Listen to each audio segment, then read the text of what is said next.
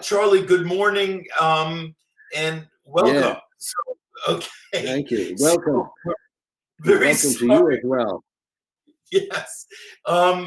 So anyway, everybody, please excuse us if we're a little uncomfortable with each other, because Charlie and I have only known us for each other for 39 years. It hasn't been 40 years now, so we're still That's just 39, that's it?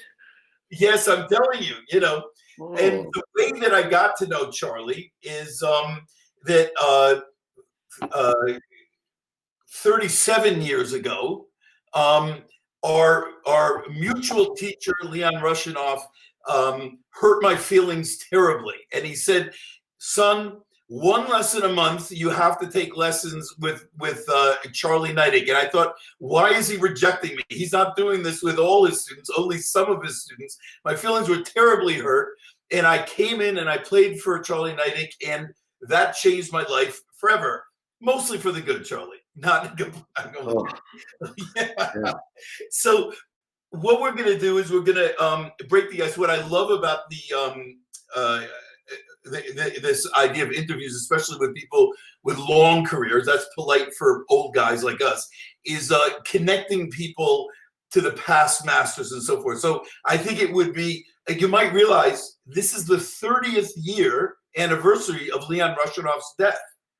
Okay, 30 years. So, he was absolutely at the later part of the 20th century,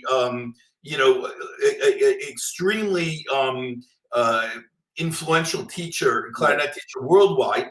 And I think we wouldn't be doing each other a service without having a little tribute to him and telling a few stories and sort of connecting people with his heritage. So we're going to be a little bit light to start. And I remember distinctly he mentioning somebody, and you clarified it. You had heard the story much better, and I thought it was very entertaining. So there was a very well-known clarinet player, jazz clarinet player at the beginning of last century. His name was Artie Shaw. Right? Do you remember that Artie Shaw sort of kind of took lessons with Leon Rushinoff? There was a whole story connected with that. Don't make a face like you don't remember better than me. But I also good. remember that Benny Goodman took lessons with Leon. Yes, that's a real story. But Benny Goodman would call him up and would just say, "Hi, Leon, let's get together." So he never actually asked for an actual lesson, but he would bring his clarinet and play for Leon. Yeah. Hey, Leon said he took about 13 lessons with him. He never got paid. That's right. He walked him home after each lesson, and it was always when the Broadway shows were about to start. He'd walk him home, and he said every single block there were 4 or 5 doublers on their way to the pit who would drop their instruments and faint in the presence of Benny Goodman. Exactly. And also, didn't Leon say that Benny Goodman sent a messenger over to him and said, Benny Goodman would like to take lessons with him? He said, sure, tell him anytime. That's right. And then the next time I heard from him was like 15 years later or something like that. Yeah, right. That's right. And do you remember that he used to give a lot of master classes at the 92nd Street Y? Right. He had a whole series there.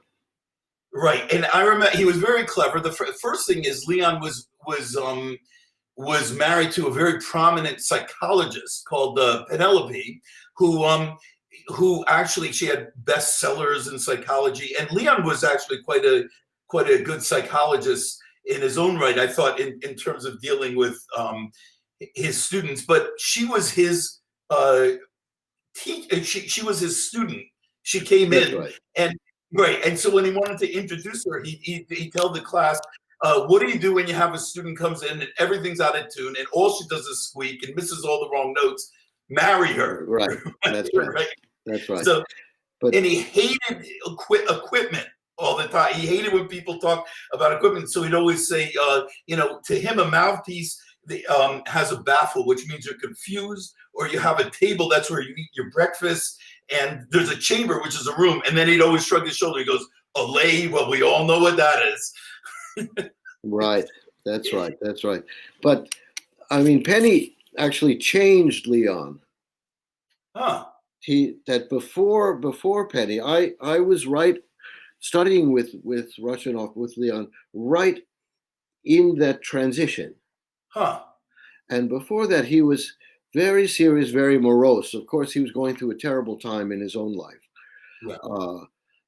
But Penny, as a kind of brilliant psychologist, actually, had Leon open up, and he changed his personality quite extremely.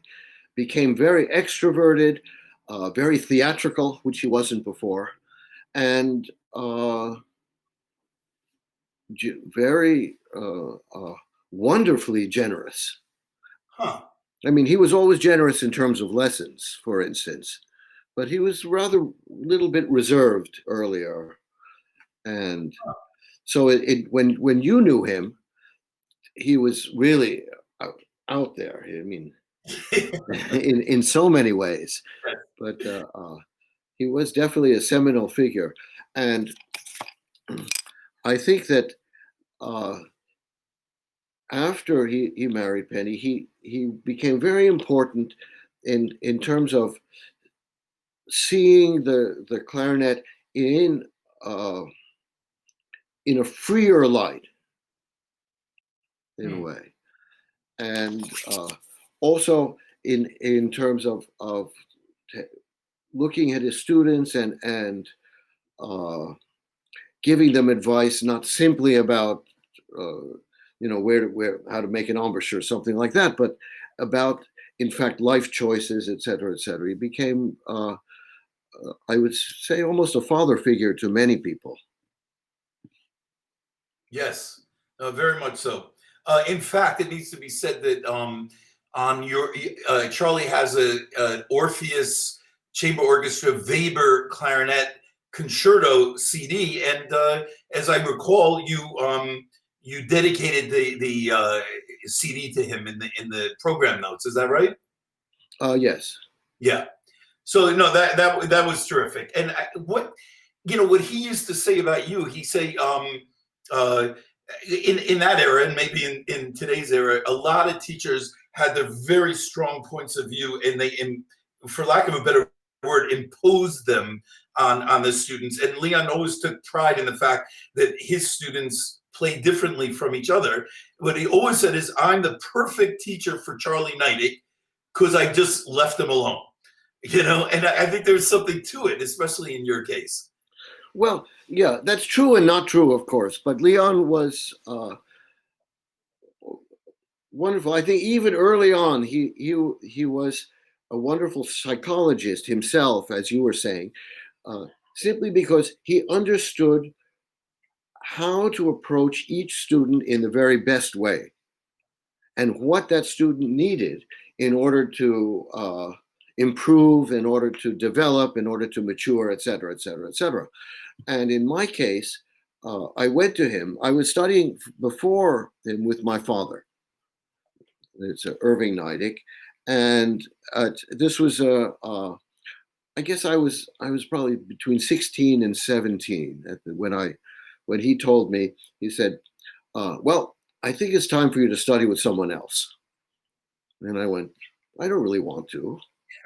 Of course, I'm fine, because we would play always with my father.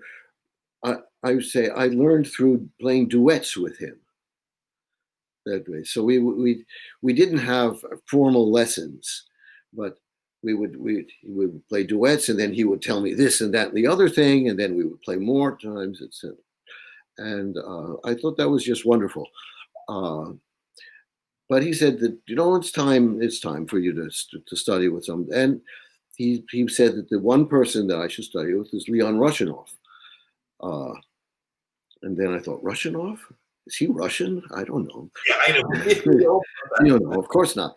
But so I went there, the very first lesson there, and he charged me $12 for the lesson. And so I went, and his studio was whatever 48th Street, whatever that was, a crazy building that where that he had the massage parlor on the second floor, and then he went upstairs. And here I was going, and I played for him, and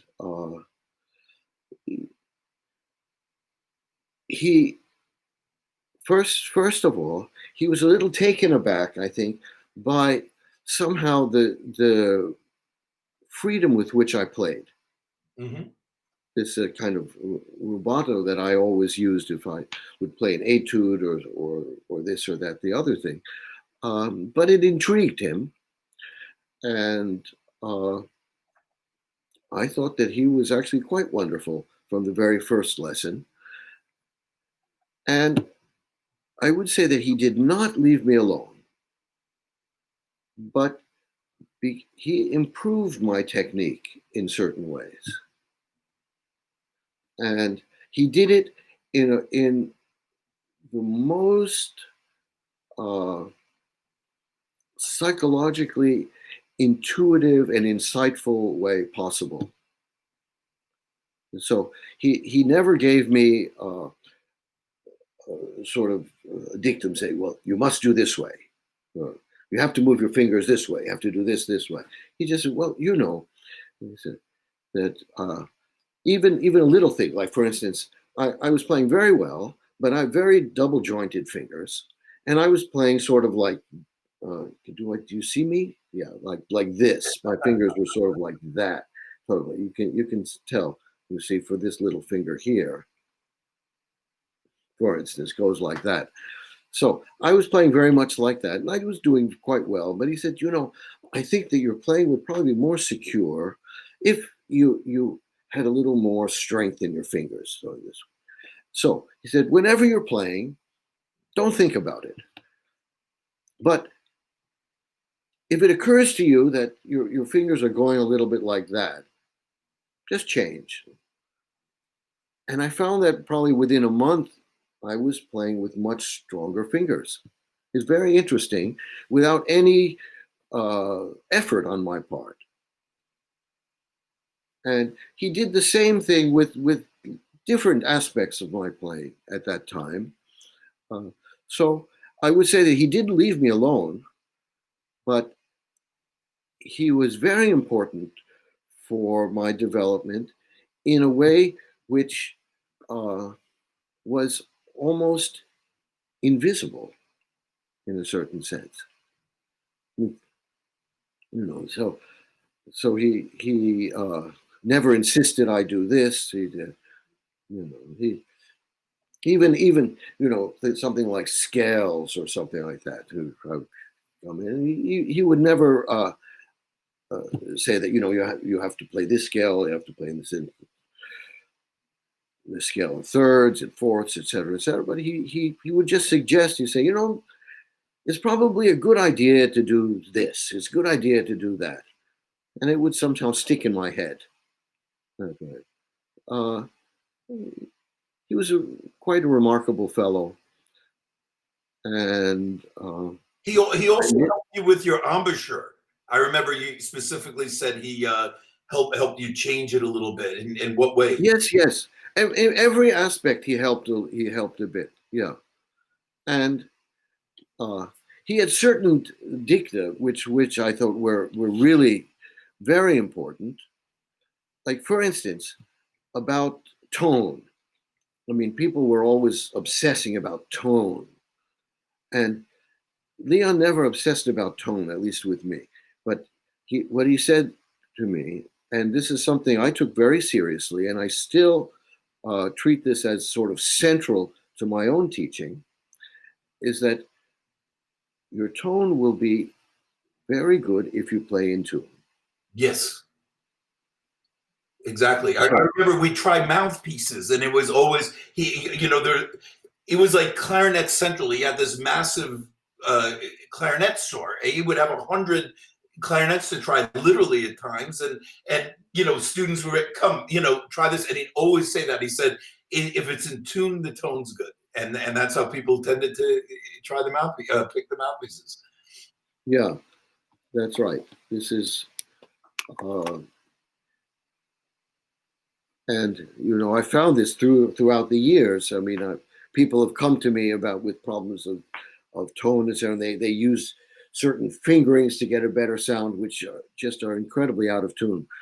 And then I tell them, do you know why you're not feeling that your tone is good? Because you're simply not playing in tune. That's that's so many little details I can go back and remember about Leon. So he didn't leave me alone. Well, I get. But he didn't impose. That's right. Yeah, he nurtured you in your direction rather than change your direction. That's right. And I think that's what he did with everybody, basically. Yeah. He did. Very good. I just want to put in just a couple of details. I knew Charlie's father quite well, Irving, who was a very gentle guy, and we were actually stand partners in the Goldman Band way back in the days. He was known as a gentle guy. He was known for his sesame noodles. I think he was quite a. That's right. But not only that, he was a great chef. Chef, but I also want to just. I just mentioned, just as we're going back, one of my contemporaries, Daniel Gilbert, who was in the Cleveland Orchestra and also is a professor at University of Michigan. I think Irving was his first teacher. I think so, yeah. Yeah, so he had his share of influences and was a really terrific guy. And I'm afraid to speak, but I remember that building that you described of Rushinov's very vaguely. There was a famous march, maybe St. Louis Blues March, some march, it strikes me now, that was written there. And the reason I knew that was he was absolutely upset they were going to tear it down. And he was doing all the research he could to make an argument to keep it as some sort of important heritage building. I didn't know that. Yeah. And there was a very famous, it could be the St. Louis Blues, it was something on that famous, that was written in the building, and he was pushing it. In fact, just before we get off the topic, in this store, in all these studios, am I wrong in saying Daniel Bernard actually taught in his studio as well? No, he was next door. That's what my father told me. Yeah. So, of course, Daniel Bernard being way back to the huge lineage of clarinet playing in the United States. Yes. And so it was all connected. So anyway, I mean, we just wanted to say this. I'm probably the youngest of his students left in the professional at 57, and Stanley Drucker and his wife are probably the oldest at 90, 91. So, we just want to kind of, pass a little credit down and shout out to him a little bit. So anyway, we miss you, Mr. Rushinov, and very much so. It went by very quickly. Okay, great. So let's move on. Now, if I'm looking at a guy like you who's so knowledgeable, well, really about many things, but you could say a thoroughly trained musician, if you will. Yet, when I read your resume, I don't think there's much of a formal musical training there. I mean, from what I know, is you went to Yale, majored in anthropology. That's right. And what I also remember is that what your parents as musicians said. Listen, you're a reasonably smart guy. Are you crazy? Why don't you go into a more sort of marketable field? And then you went into anthropology, and all your anthropology professors were telling you, stick to music. It's much more That's practical. Right. That's right. Now, you're crazy going into anthropology. There's no future in that. That's right. But then you were, am I right in saying, the first American to get a Fulbright scholarship to study in the Soviet Union? That's right. And okay, now, first of all, could you just let people know what is a Fulbright scholarship, and what did you have to do to qualify for this? And sorry, was it 1 year or 2 years that you spent there? I'm not sure. Well, that was a wonderful time for the Fulbright grant program, and I actually had a grant for 1 year, and I extended it 2 times. So I was there for 3 years. Oh, what do you know? And Wow. that's kind of, in this day and age, is unheard of Yeah, yeah. course. But that was a fantastic time for the Fulbright grant. Wow. Yeah. Fulbrights were, this is actually kind of after the Second World War, they started, and there's an exchange program between the United States and other countries where the students from the US would go to the other country, we'd have a project or go to a school there, and students from the other country would come and study in the United States. And I think with the Soviet Union, there was, first of all, a new program when I was a senior at an undergraduate at Yale. There was a new program which was together with the Ministry of Culture. Before that, there was always an educational or a scholarly exchange with the Ministry of Higher Education of the Soviet Union. Now, this was a new program with the Ministry of Culture, and it was centered around the performing arts, which is very unusual. But this was really at this small time of what was called détente, where the relations between the Soviet Union and the United States somehow had eased, and they started on different kinds of exchange programs. So when I went first to the Fulbright representative at Yale, I had a different project completely in mind. I was thinking that I wanted to go, as you know, since I'd been studying anthropology, to the Balkan countries, which would at that time was sort of centered around Yugoslavia. That's before it broke up, and Yugoslavia was also kind of a communist country that was under the dictatorship of Tito at that then, and I wanted to study folk music. And the folk clarinet in particular, but not only that, just basically folk music. The Fulbright representatives were like, I'm not so sure about that.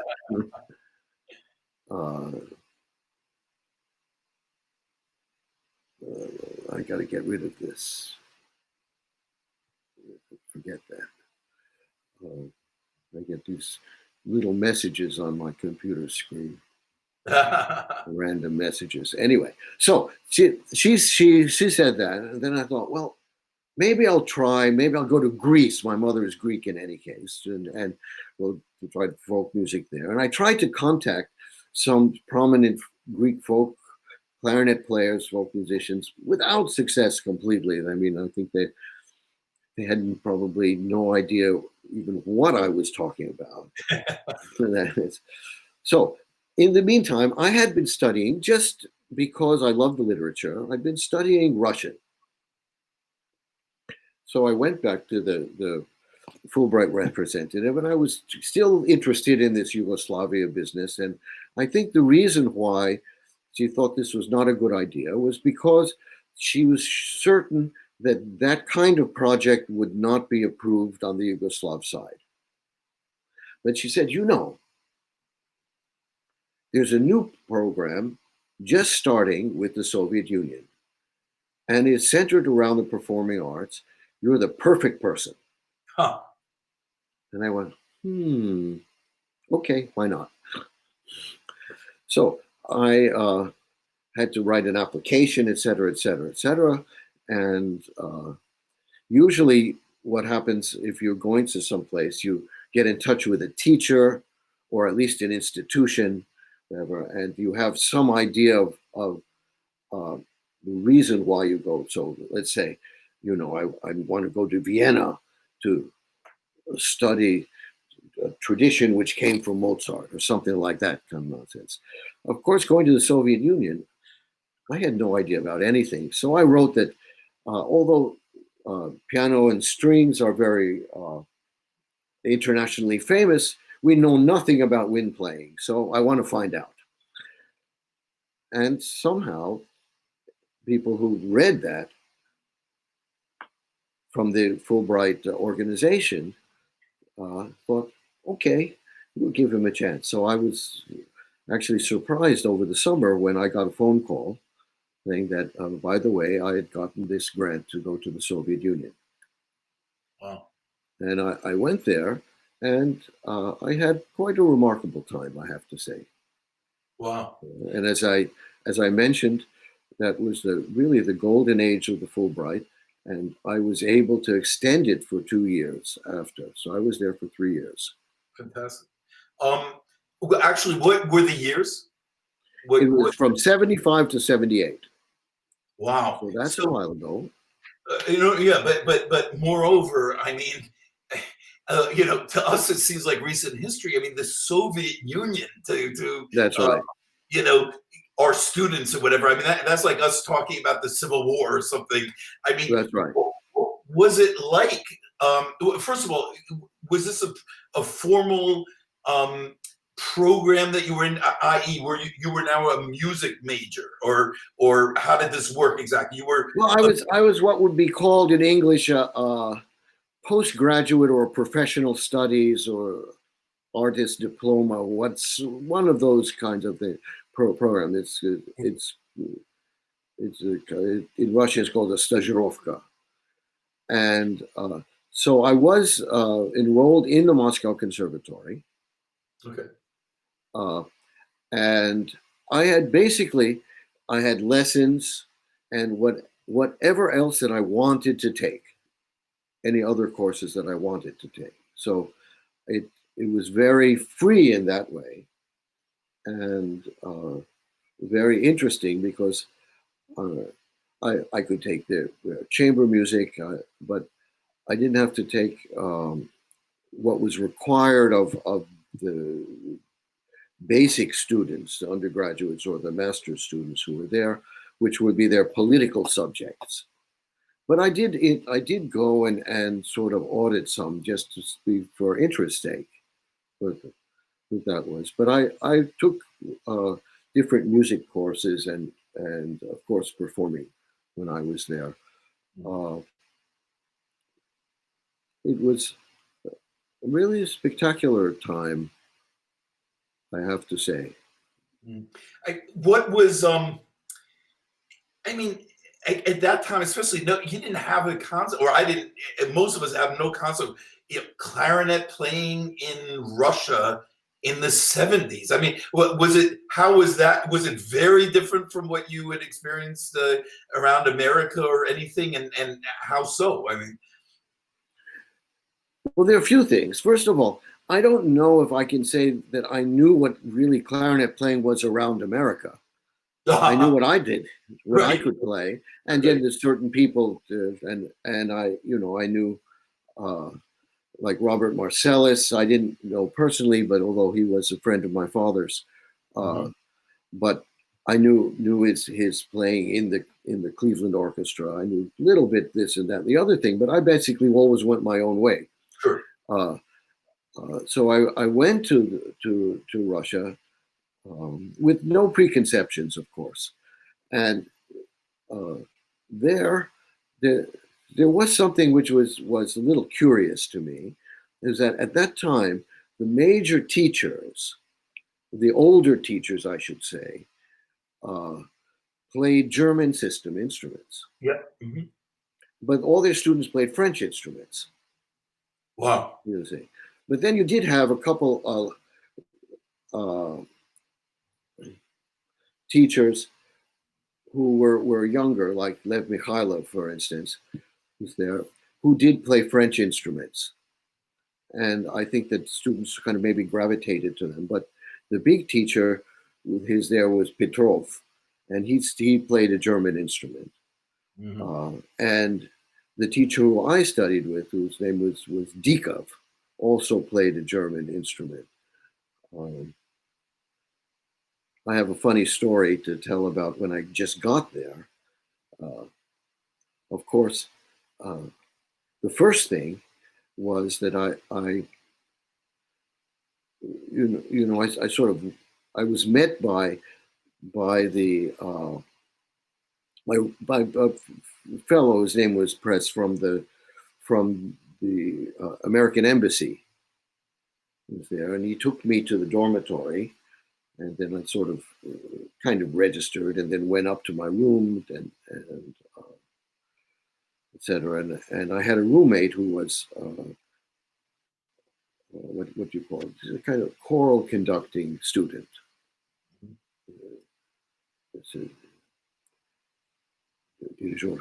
Yeah. So then the next day, though, I somehow got a message that I had to go to register at the conservatory. So I walked there from the dormitory. It's not so far. I could kind of find it. And they told me I had to go to the Ministry of Higher Education to get some kind of stamp. And I said, okay, I guess I'll go. They gave me a map. Now, in this map, the central area had been grayed out. You see. So you can understand that those times, I mean, still the world was paranoid, but this was kind of ridiculous paranoia. So as if, having that grayed out protected these government buildings. So sort of in the middle of this grayed out area, there were no streets in that area, by the way, that grayed out area. I said, yeah, it's about here. And then it was in this, at that time, Neglina Street. And he said, well, you go here and you turn left. And of course, I set out with this map, which was totally, impossible to give any help from that. But I went, I started out, and of course, I got totally lost. And the one thing, and this is a criticism. What's that? No, with respect, I've seen you with perfectly good maps get lost quite frequently, so I can only imagine. Oh yes, I get lost very often. Yes, I know. This is this has saved me now for a lot of times. But I still end up sometimes going in the opposite direction, even if I look at the map on here.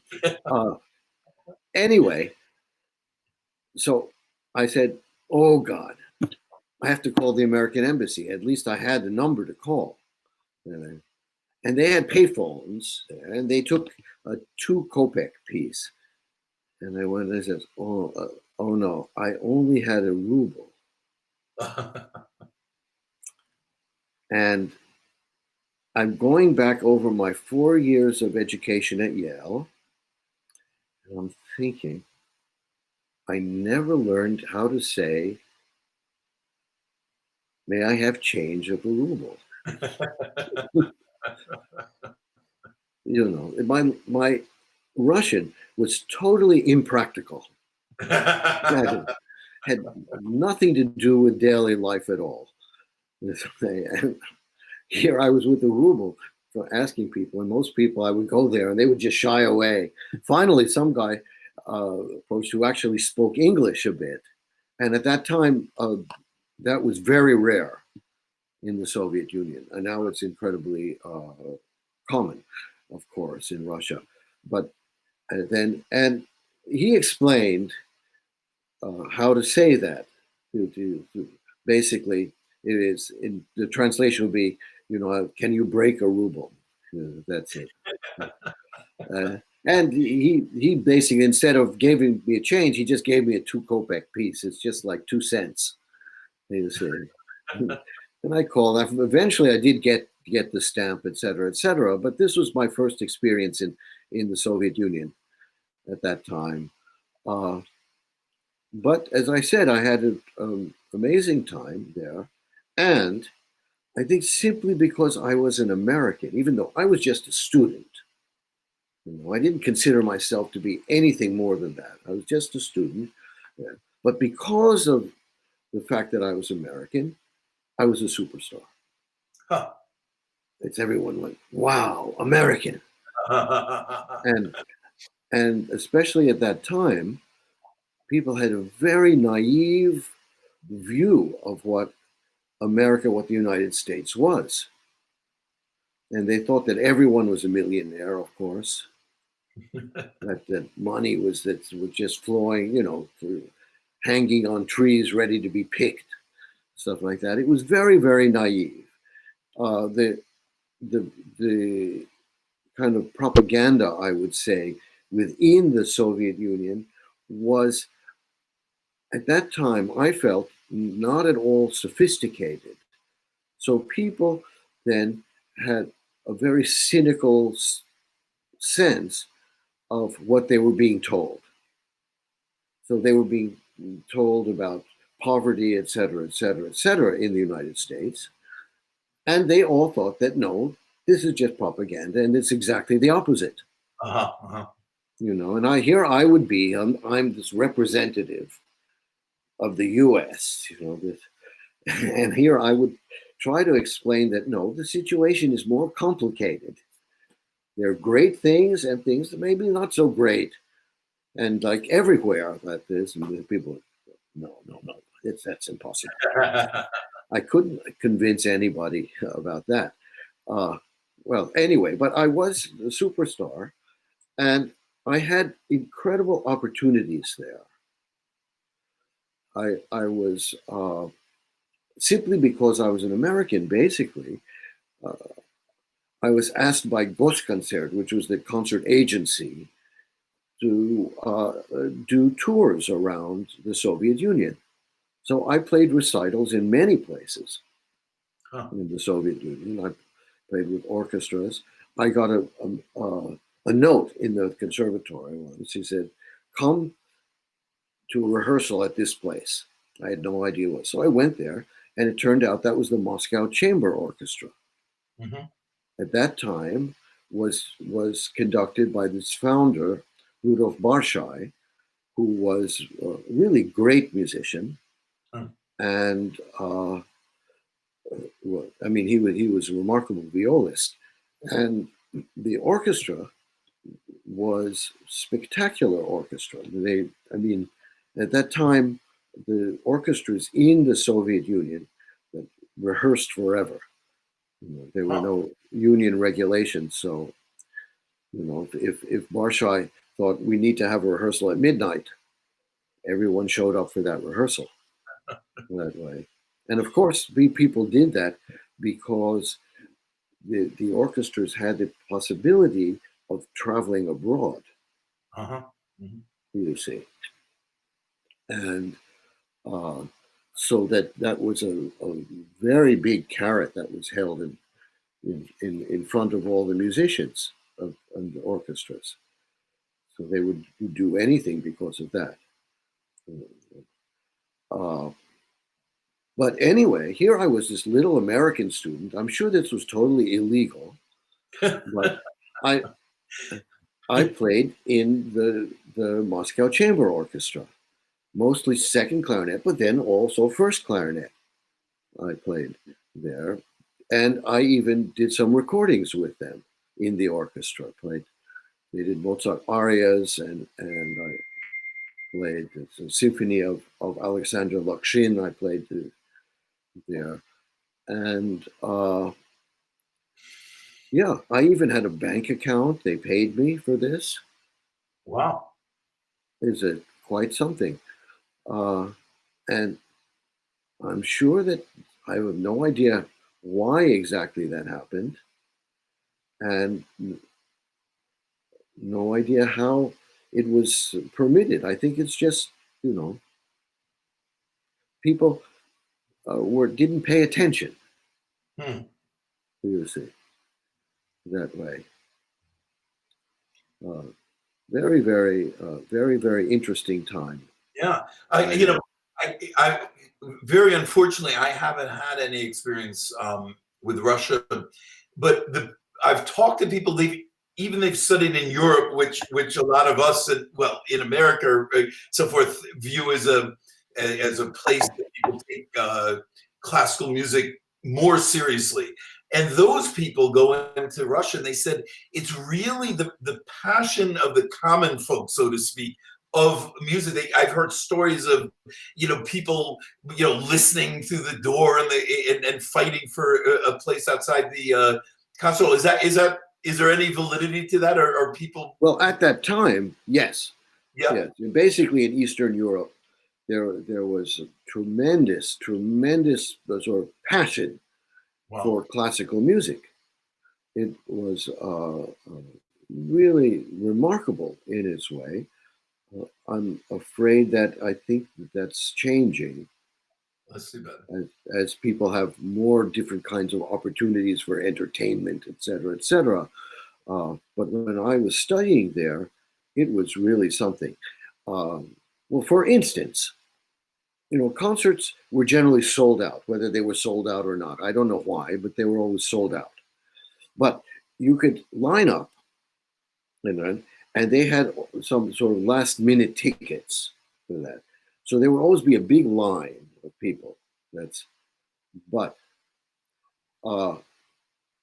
the fascinating part is that that there would never be enough tickets for everyone. In fact, usually there were probably no tickets, anything. But when the door started to open, the line would sort of press forward. And this was big. This were many people this way. And so there would be this sort of mass of people sort of pressing forward. And there would be these ushers at the door, were usually these sort of elderly ladies. They were kind of like tanks.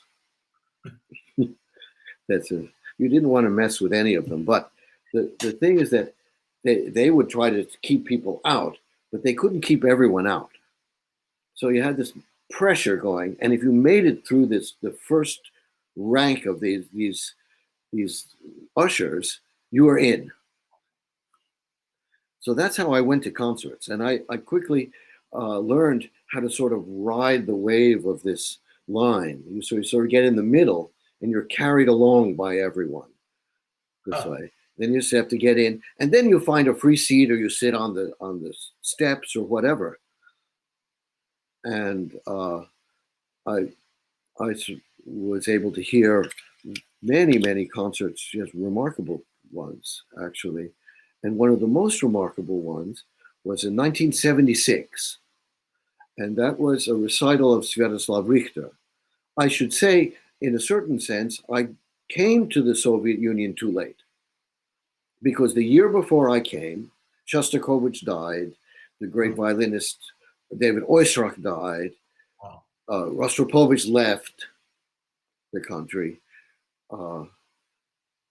So all these sort of iconic names were not around. But Richter was there, Sviatoslav, the pianist, was there, and Gilels, and there's a Kogan, another violinist. So there were people, and Richter played many times in Moscow.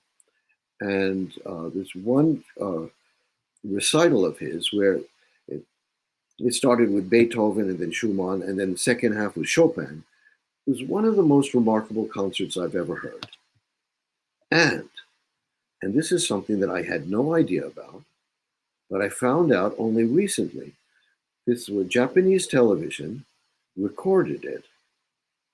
And before the last piece, which was the fourth scherzo, they panned to the audience somehow. And this was the second half of the concert. So the first half I was upstairs. The second half I noticed that there were free seats sort of rather close there. So I went down and ran down the stairs with friends, and we sort of occupied those seats which were empty, and then came the second half. So before that fourth scherzo, before Richter came out, the cameras from the Japanese television panned to the audience, and I was there. So everyone can see me from 1976. If you sort of just Google Richter Moscow Conservatory, 1976, then you can actually see me there for a moment. You can tell there because I'm the only one with these big glasses. The sweater, which was very uncharacteristic of people there. Yeah. Yeah. So that was one thing. I would say also about studying in Moscow. What was very important for me was that the tradition at that time was that you played everything from memory. So if it was an etude, you played from memory. A piece, of course, you played from memory. And even though I had been playing concerts when I was a teenager in the United States, and had also some kind of concert career even before I went to the Soviet Union, I basically didn't play from memory. That was not the style. That's not the tradition for clarinet and basically for wind players in the United States. I even remember my father telling me about Bonnard. And he says, Bonnard said, no, we do not play from memory. We read the music. So I went there, and all of a sudden, I had to memorize everything. Oh, I don't even know how to do this. So that was a little bit difficult for me in the beginning. But I did learn because I had to. That my teacher, Dikov, he was a very good guy. And he was a decent musician, good musician, I would say. I didn't need help with technique and basics of the clarinet, but the fact that he insisted, like probably everybody did, that I come in and play from memory, that was something which was very important for me. And also, what was very nice there was that every lesson was accompanied by a pianist. Wow. The pianist for our class was her name was Lucia, and she was a very good pianist, and she knew all the repertoire, of course. And Dikov even introduced me to pieces which I didn't know, such as the Tomasi Concerto. Oh, beautiful! Yeah, which he had only in a photocopy, which he made a photocopy for me, and that was not so easy to do at that time. Yeah. In the Soviet Union, you didn't just go, to the hallway and find your photocopy machine, whether it was Xerox or Canon or whatever. No, that was something which was very strictly controlled, of course. Then, so I would say that was the most important thing that I took out of my clarinet lessons with him.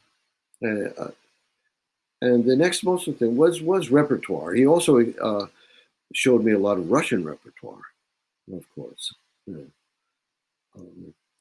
Another Charlie, thing, yes. Oh, no, but I don't. It's very fascinating. I don't want to interrupt you. Keep on going. Another thing. Yeah. Okay. Well, I brought a lot of American music there. I thought this would be a good thing, and of course it was. And of course, people had no idea about that.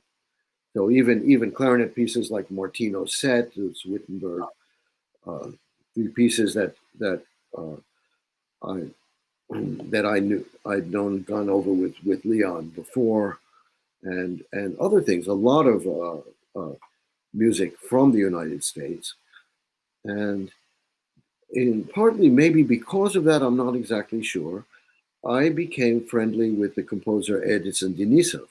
Mm.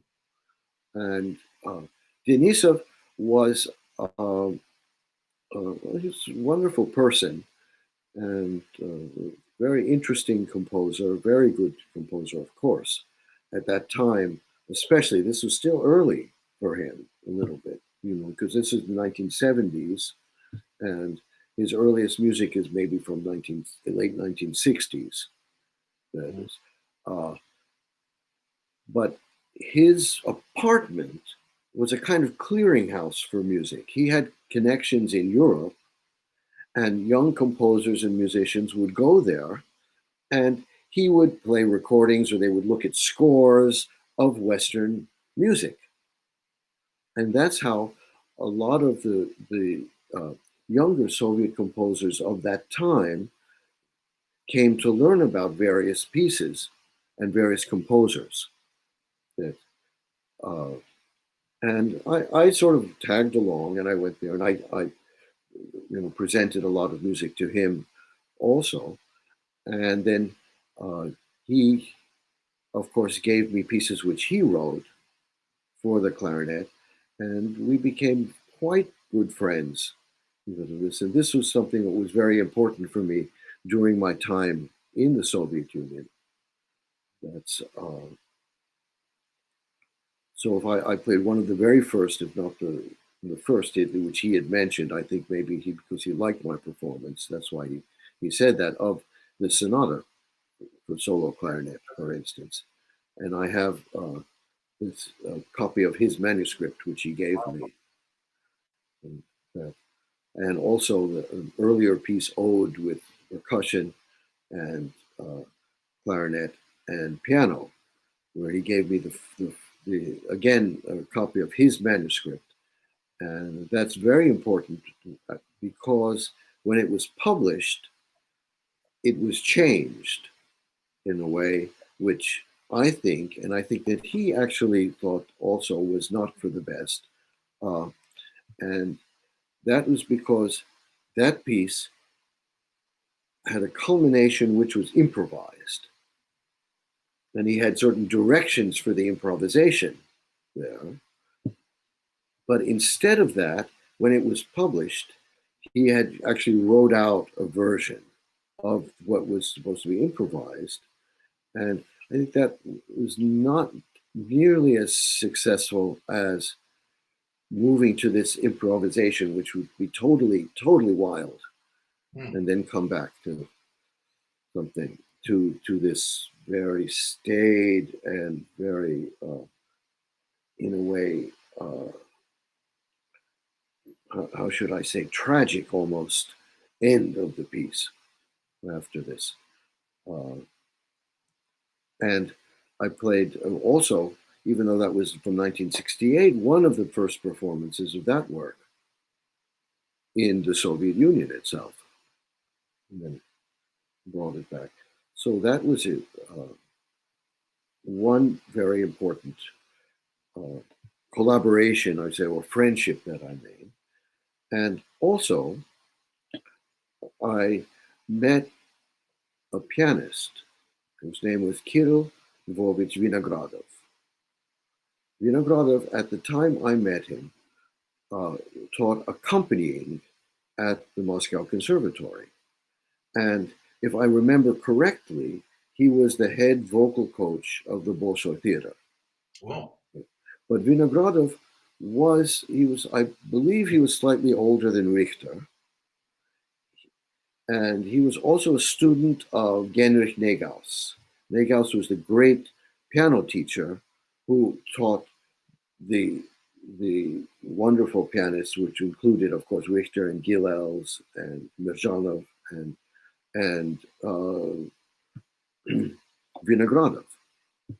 Now, Vinogradov and Richter were really his very top students, and Gilels was a little bit younger, I believe. And when the first all-Soviet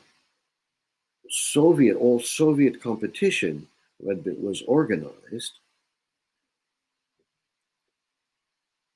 when Vinogradov passed to the second round of that competition, Stalin, this was during the time of Stalin, of course, issued an order forbidding him from participating in the competition for him. And I could never actually get him to really talk about this time of his life. I couldn't. But I found out that he had an older brother who was a singer who had been exiled to Siberia. So there was something with their family which was politically incorrect. And I think it had nothing to do with ideology. but simply had to do with pedigree. In other words, they came from maybe some kind of aristocratic background. I don't exactly know what this was, but in any case, he was forbidden from competing, and his career was basically stopped. It's even the case that if there was an important party function, he would be put under house arrest.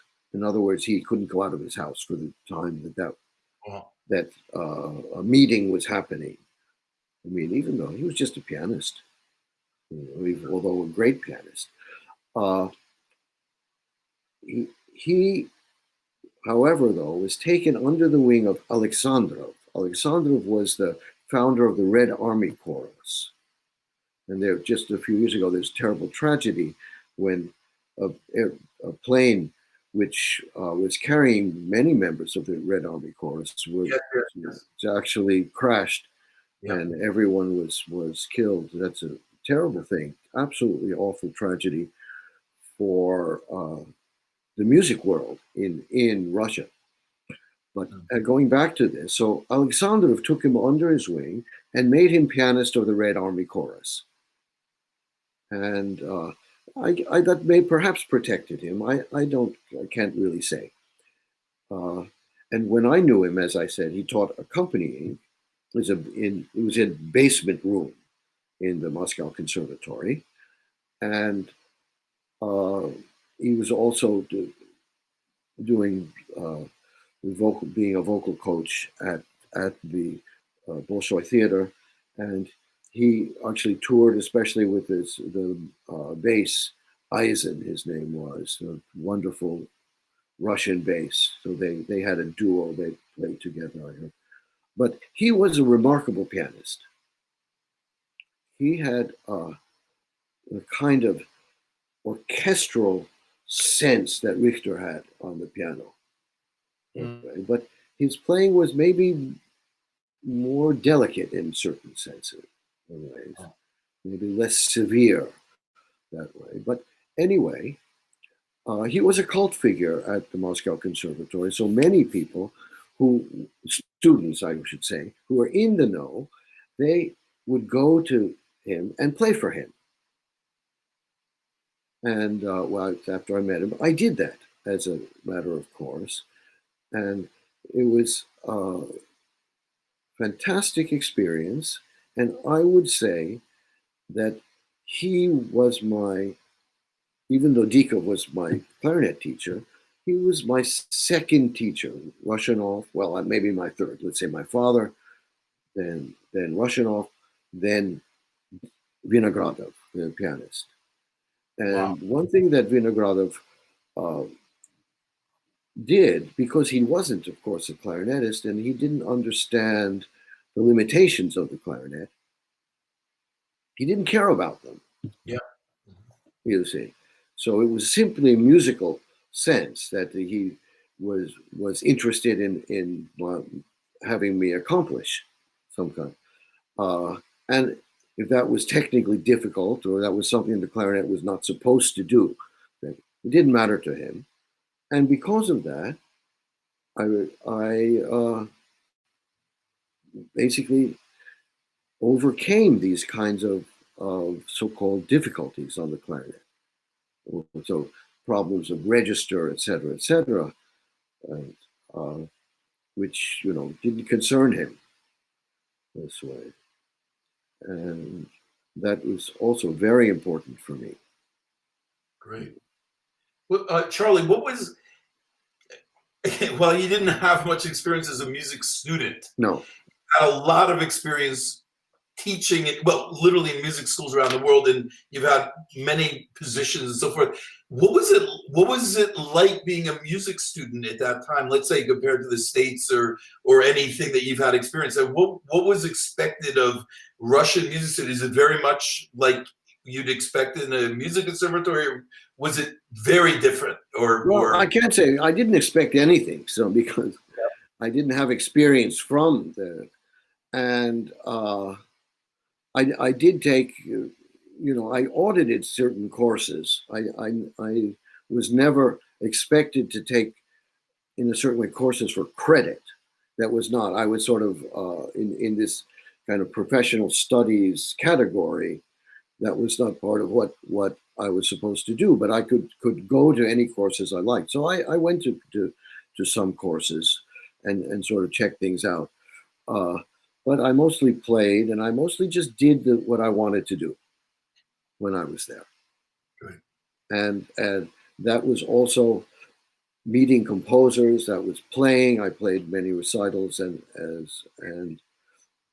as I said, with Mozart Concerto, and learning repertoire with Dikov, and also showing American repertoire to the world of the Moscow Conservatory, meeting different players and from students from there, and playing chamber music with them. And I did take chamber music with different teachers. One was Gemov, who was an interesting fellow. So I don't think I can answer your question. You know, you've done great. Just one last. But I have to say one thing. You know, the one thing which is very important is that the ear training in Moscow was much better. I see. You see, and I think maybe partly that, but it's also because of my mother. That's another that I came to have a very practical sense of what music theoretical topics should be. You see, and I think that there's a big connection between France and Russia, going back to the 19th century and before, actually. And in music, I think that the educational system in Moscow was probably influenced or taken from the musical educational system in France. And in France, what's paramount, of course, was solfège and basically ear training. That was the beginning of everything. So that music analysis or what came out of that, for instance. And I saw that in the Soviet Union. There are two things. I mean, people all were able to memorize because that was the tradition, and they had very good ear training basics. And that's something that still you don't have to that extent, for instance, in the United States, in other countries in Europe, in the Germanic-speaking countries, for instance. That's but it's something which I am very adamant about, that has to be central to a musical education. Great. You have that in Japan, for instance, which also had a very close connection culturally to France. That's Japan would take from this country what they thought was best, from this country what was best, etc., etc. And the music is education, especially at the Toho school, was also centered around ear training. And that's why basically most people who go to the TOEFL school have perfect pitch. Wow. You see, so when people say that perfect pitch is something that can't be learned, I think that Toho actually proves that of course it can be. And people will go, but from an early age. You see. So I don't think I really answered your question, but at least I was blabbing a bit. Very well. Let's just take a quick break to just talk. We have so many guests. I mean, so many are past students or mutual students and friends and everything. So just a quick, and Daniel Gilbert's here, speaking of your father's student, and he's appreciating it. Michael Lowenstern's here, who likes my T-shirt, which I bought from his website. So I hope you with that. Yeah, John Ye from the Chicago Symphony's here. He's loving all the Russian stuff. And actually, I need to scroll down. I wonder if this connects with what we just said. Yes, David Blumberg says Irving Neidich and Dan Lesson. Does that mean anything to you, Dan Lesson? They used to get together and play duets, and he mentioned that he would bring a sandwich. I don't know. It was not Lesser, Dan Leeson. L-E-O, Dan Leeson. Okay, there you go. Daniel Leeson. Yeah, Daniel Leeson was he's still around. He was a very interesting, quirky character. Very. Dan was he was an IBM troubleshooter back in the days when you had big IBM mainframes everywhere, and he would travel around the world, and he was a clarinet devotee. He was a lover of the clarinet, and he played quite well. And this actually has to do with the oboist Joseph Marx, which I'm sure some people who are listening remember that name. Says Joe Marx had these musicales. They were basically pretty much weekly, yes, and people would always go there, and we would play chamber music. And my father went, and I was there since I was basically a baby, and then when I actually matured enough to in high school to be able to play, I would play in those musicales also. And Dan Leeson was there, and I think Joe Marx probably, and if Leeson is at all listening, he can probably contradict me, but Joe influenced him in a way to what in his travels when he to go and check out music that was in libraries, etc., etc. So he became a kind of amateur musicologist, and then a kind of amateur, in a way, Mozart specialist, and he teamed up with Robert Levin, who's the remarkable pianist and maybe foremost Mozart scholar in the world, and teamed up to edit the new edition that Barenreiter offered of the Grand Partita. And also, they wrote a book about it. Yeah.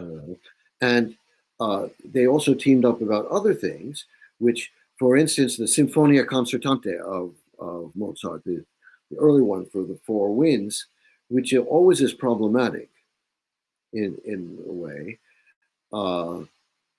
So Bob Levin did a kind of stylistic analysis, and Dan Leeson did a sort of statistical analysis about that, and found out that while the solo lines could have been by Mozart, all the tutti parts definitely were not. Oh. Of course, I think that if you actually have a sense of Mozart and you listen to the piece, that is quite obvious. But it's sort of proven without a doubt. And with that information, Levin did more research and actually made another version of the Sinfonia Concertante, which unfortunately for us is without clarinet, but with flute instead. And that was perhaps more common as a Sinfonia Concertante combination of instruments in that way. So he has a very nice little niche in the classical music world. Let me say this, and I think it all came from these musicales that Joseph Marx organized. Of course, Joe Marx was also, in his own way, a remarkable musician. As an oboist, he was known to have the worst tone in the world. He was, and in a certain sense, he was proud of it. You know, and Joe Marx was actually a significant influence for Heinz Holliger, the great oboist, who probably, as a wind player, is my biggest influence, I would say. So Holliger would also visit Marx when he was in town. And for instance, the composer Zelenka, who's a Baroque composer, who is actually very important for oboe, was, if not discovered, was made known to various oboists by Joe Marx. And Joe was the one who introduced Holliger to Zelenka, and then from there, Zelenka's music became much more important and popular. So that's one thing. Joe Marx was also one of the very first people to I could even say know something about Baroque music. Uh-huh. And even though he didn't play period instruments in a way, he had learned about Baroque ornamentation, et cetera, et cetera, et cetera. So he was more informed, and that was my introduction to earlier ornamentation. I say it was through Joseph Marx. So that through Daniel Leeson went there. Oh, but the important thing was the sandwich. It was a peanut butter and jelly sandwich. That's right. Now, Leeson, he liked the basset horn, and he had a case designed. That's right. Actually at our home, my father, he would have a periodic clarinet quartet get-togethers, and Dan Leeson was one of the people who would come always. So he had this case, which I don't actually remember the number of clarinets it came. So I think it was maybe 2 clarinets and a basset horn, maybe something else, and had a little compartment for a peanut butter and jelly sandwich, which he had made sure to have the case maker design and build into it. You see, so that's partly what he was. He was a quirky fellow, very, very interesting guy.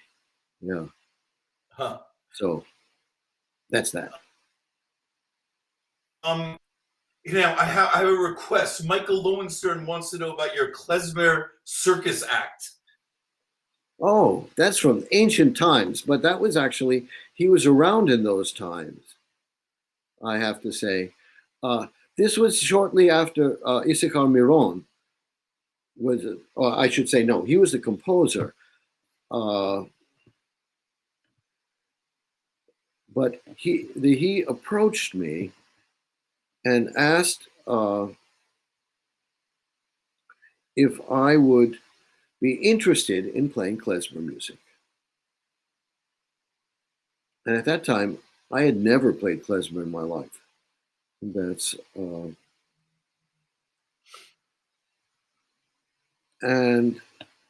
but I mentioned, I said, well, I wasn't doing so much of other stuff, so I said, okay, why not? And he would put on these huge shows. Oh, I should actually say that he was the person who, in the early stages, in a certain way, made Jora Feidman's career. Huh. Miron. And Feidman played in these things. Yeah, I didn't have to preface this well. So then it was Feidman, actually, who had become more well-known and was not so interested in doing these shows anymore. You see, so then Miron had to search for somebody else, and he found me. How he found me, I have no idea. Huh. Actually, But I got this phone call, and I thought, like everything, I thought, yeah, why not? I'll try it. So he sent me some music. Then we got together, and he made these arrangements. And he was the composer of Cena Cena, which was a very popular kind of Jewish uh, song melody, and that made his place in the kind of klezmer pop world. Right. So he wrote different arrangements for me, just like he did originally for Feynman. And just like Feynman, he had me wear the hat, Huh. and he had Feynman walking down. He was the one who had Feynman walking from the back of the stage, and in that, that's so yeah, he had me do that also a little bit. And so I did these shows, and that Mike is funny because that was my first year when I was teaching at Eastman. I was actually involved doing these klezmer circus acts, and they were these big UJA fundraisers. So we did everywhere from down in Texas and in South Carolina and in California and in the New York area. In New York, and so they had basically the similar arrangements for what Feynman used. We had Feynman used for these shows. The only thing that is that he added notes to them so that they had a little bit more virtuosic take or whatever. I thought was actually kind of funny as well. And so everything was organized very well because these variety shows, you had one thing, then another one would come out, and this and that, the other. So I did that for a few years, actually.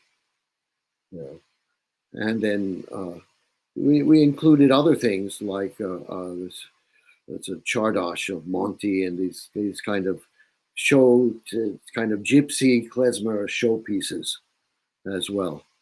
So that was fun. Yeah. For a while. Let's I have a couple of stories that from knowing you over the years I'd like to get into. You just mentioned Eastman, which was in a way your first big, but what I remember, that's my first actual job. Right. Okay. Yeah. And you had such a crazy schedule, I remember, because you were trying to keep up all the solo things and the traveling, and you were living somewhat in New York.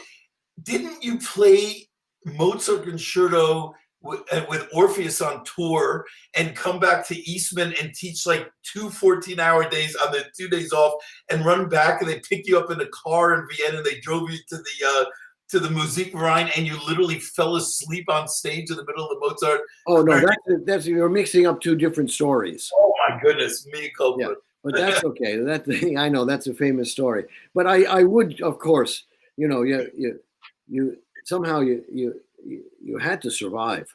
So I would be on tour with either Orpheus or something else, and then of course I would come back and teach, and then go back, and then that's way. That's right. I have to say that our good friend Dan Spitzer, is the reason that was teaching at Eastman. Right.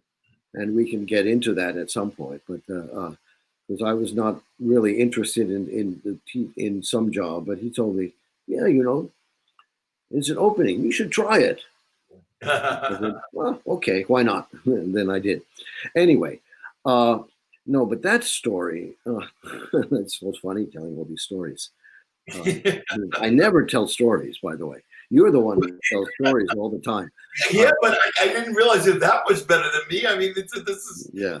Okay, well, that story has to do with Orpheus was on tour in Europe, and I was not on tour with them. But what Orpheus had forgotten about at that time is that the Mozart Concerto was programmed in Hohenems, which is actually in Austria. That's while they were on tour. So they went, what can we do? I was in Oregon at that time, you see. And I was actually doing at that time a little festival with the violinist Sergio Luca, and we had his thing in Oregon. And I got a call from, at that time, Julian Pfeiffer, who was the cellist and founder of Orpheus and sort of director there. And we were actually good friends from way before, when we were just teenagers. But he told me that, by the way, you know, there is, we have Mozart Concerto programmed in Hohenems at such and such a date. You think you can fly over? And I looked, and it actually sort of worked out in any case that I had a final concert, and I could get on the airplane and fly. I mean, the way it worked is I would flew to New York, and then from New York I flew to Zurich. Then from Zurich I would be picked up, and I would play that same afternoon in Hohenems. So I said, sure, why not? I'll do it. I went. So, but I said that time, I said, but the only thing is you have to promise to pay business class ticket. Yeah. And I, of course, never flown business class at that time. Anyway, so I thought, okay, good, very nice. Yeah, and that's a little silliness there. But actually, probably was a good idea, because I could probably sleep a little bit more on the airplane. But so I went, I did that. So I went from the concert, then we went to, I don't remember, but it must be Portland. And from there, I flew to New York, and then took Swiss Air to go to Zurich, and then was picked up with the agent there. His name was Till, not Eulenspiegel, but Till. That's Thanks for clearing that up. Yes, I know, right? Thanks. Anytime.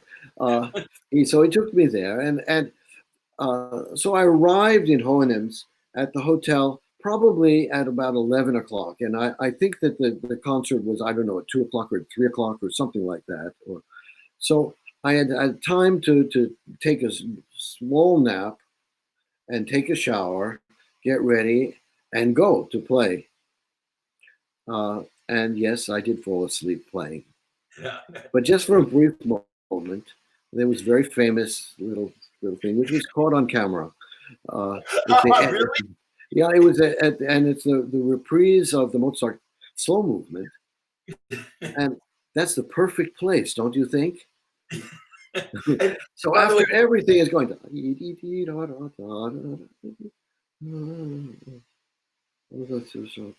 oh, okay. Yeah. By the way, Alan Kay is bragging that he was there watching. He was there. He was exactly there. But I just love you're like, well, it was only for a brief moment. Like, oh, okay. What was I thinking? You fell asleep in a concerto in concert, but how many bars was it? It's not that big a deal. Probably just half a bar or one bar or something, but it was definitely that. But there were extenuating circumstances, of course. So then I spent the night there. The day after, I went back. I want to. There's a couple of stories also that stick in my mind. One, I want to give we here my techie consultant Lorenzo Yasko, who played in London Orchestra. Yes, thank you. A long time. I want to give a shout out to the London musicians who really are so dedicated and really play under such difficult conditions and really play well. I mean, you have this incomprehensible unionized story about your experience with the Royal Philharmonic. You want to share that with us? Yeah, that was I played at the proms with them. I played a Mozart Concerto, and maybe the conductor should be. I won't name him. Okay, but it was between the Wagner Good Friday music and the Ninth Symphony of Bruckner. Then you have the Little Mozart Concerto. And of course, the conductor thought that this is a tiny wind concerto, so it's just a little sneeze you can't do. Didn't realize that Mozart Concerto, first of all, the Clarinet Concerto, is the longest piece that Mozart wrote, instrumental work, without any kind of repeat. So it's more than half an hour long. And just the initial tutti is very sizable. So I was going to have one rehearsal, and I forgot if I had the first rehearsal. No, I don't think so. First rehearsal. So I was there, but he was rehearsing the Good Friday music, this, that, and we didn't have time. So it was going to be the next rehearsal. And we had time only there we had 20 minutes at the end of the rehearsal for the Mozart Concerto. And of course he had to work on this initial tutti. So I could play only the first phrase. And then that was it. And then so the orchestra, this is remarkable. And the members of the orchestra are so illustrious. I mean, fantastic musicians, fantastic people there.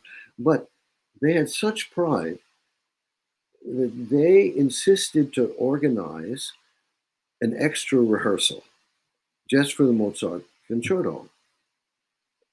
And that was early in the day of the concert. Mm-hmm. So everyone got early so that we could actually have a proper rehearsal of this piece before the actual concert took place. You know, I mean, that's maybe kind of unheard of. Extraordinary. And just to give you an idea of the variety of people tuning in, Sarah Watts from the UK says she was at the concert. Yeah. So there you go. Yeah, and I would say one thing. I did have a bit of in a certain way, vindication of the power of Mozart and the concerto, because the review that came out focused on the Mozart Concerto with these other pieces sort of that way. So that was what it was. Actually, was notable for the reviewer. Fantastic. Yeah. But I mean, that's incredibly impressive. Agreed. That the desire to play well, to actually create something that is artistically important in a way, was overridingly shared by all the members of that orchestra. Yeah, it's a remarkable story, and I'm hats off to them. After the concert, we went out drinking together. That was pretty nice. British musicians drink after concerts. Wow. Yeah, I think they just did that for me. Right. That's right. You have I understand this would be an entire class in itself, but you do have a version that you researched of Copeland's Clarinet Concerto, i.e. that Copeland had basically written the concerto, gave it to Benny Goodman, who it was written for, and asked him to change back. And you did considerable research and came up with, what's probably the original accurate version of Copeland. But the story that floors me out of all this is how you went into the Library of Congress. Yeah, those were different times. I mean, please share. I mean, I still can't get my head around this. I don't know if I should. Maybe somebody will get in trouble. Right. Okay. But I have to. But I can say very briefly that I was really given free access to the written archive, and there was a microfilm there, and that's the microfilm is what is online now, so you can see what is online from the microfilm. But the actual hard copy, the box, there was a whole box that I was just given free access to with all his sketches and the clarinet part, which he had prepared for Benny Goodman, and the earliest the earliest manuscript score, etc., was, and just the fact that he just gave it to me and said, "Here, take a look," without any, supervision or anything like that. This was very trusting times, but but wonderful that I could actually do that. Amazing, yeah.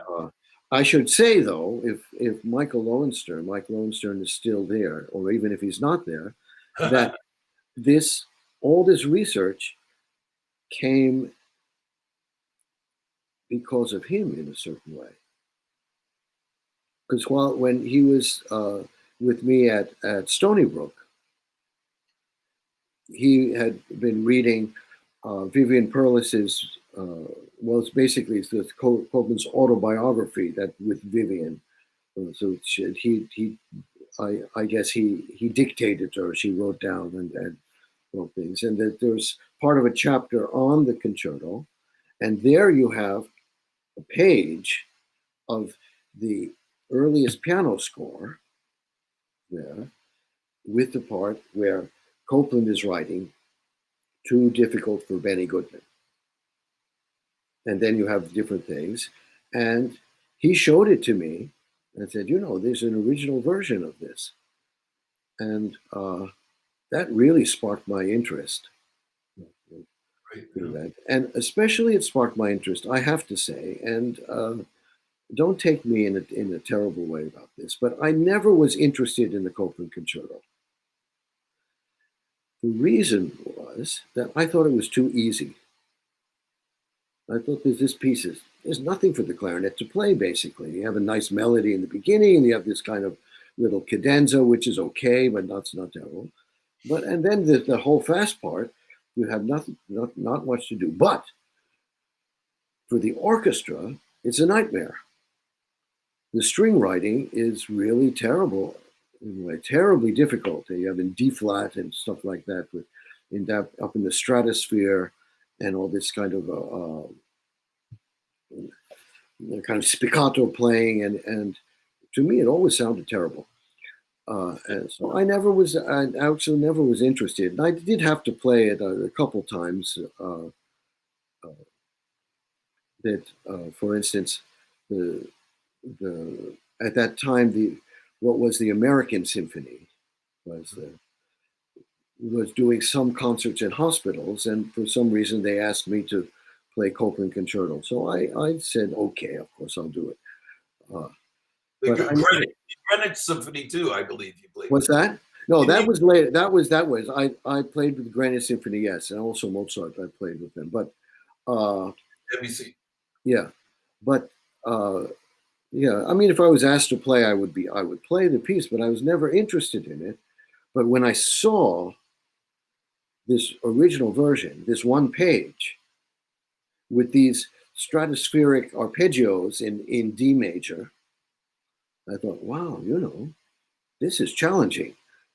This is great. So that really sparked my interest. And with the original version, I think the piece is actually really fantastic. It's so incredibly exciting. I mean, it's an exciting piece in any case because it's well written, and Copeland was a great composer. But this way, the way that the clarinet is showcased in such a brilliant way with these incredibly high notes is really extraordinary. And I can completely understand why in 1948, when Benny Goodman saw this original version, he said, "Are you kidding? This is too difficult," because nothing with that kind of extreme range, and also this kind of technical stuff in D major in the altissimo register had ever been written before. So you can't say that Benny Goodman. I think anybody looking at that would say, "No, you better revise this. This is no way." So that's the basic story of the original version. I should say also that in revising the piece, Copeland didn't spend too much time. He didn't try to make something that was actually particularly different, or that fit the clarinet and yet kept the same kind of virtuosity. He thought about it. So he even thought of taking the ending down a step that way. And he writes in his biography that he did that, the autobiography, but he didn't actually.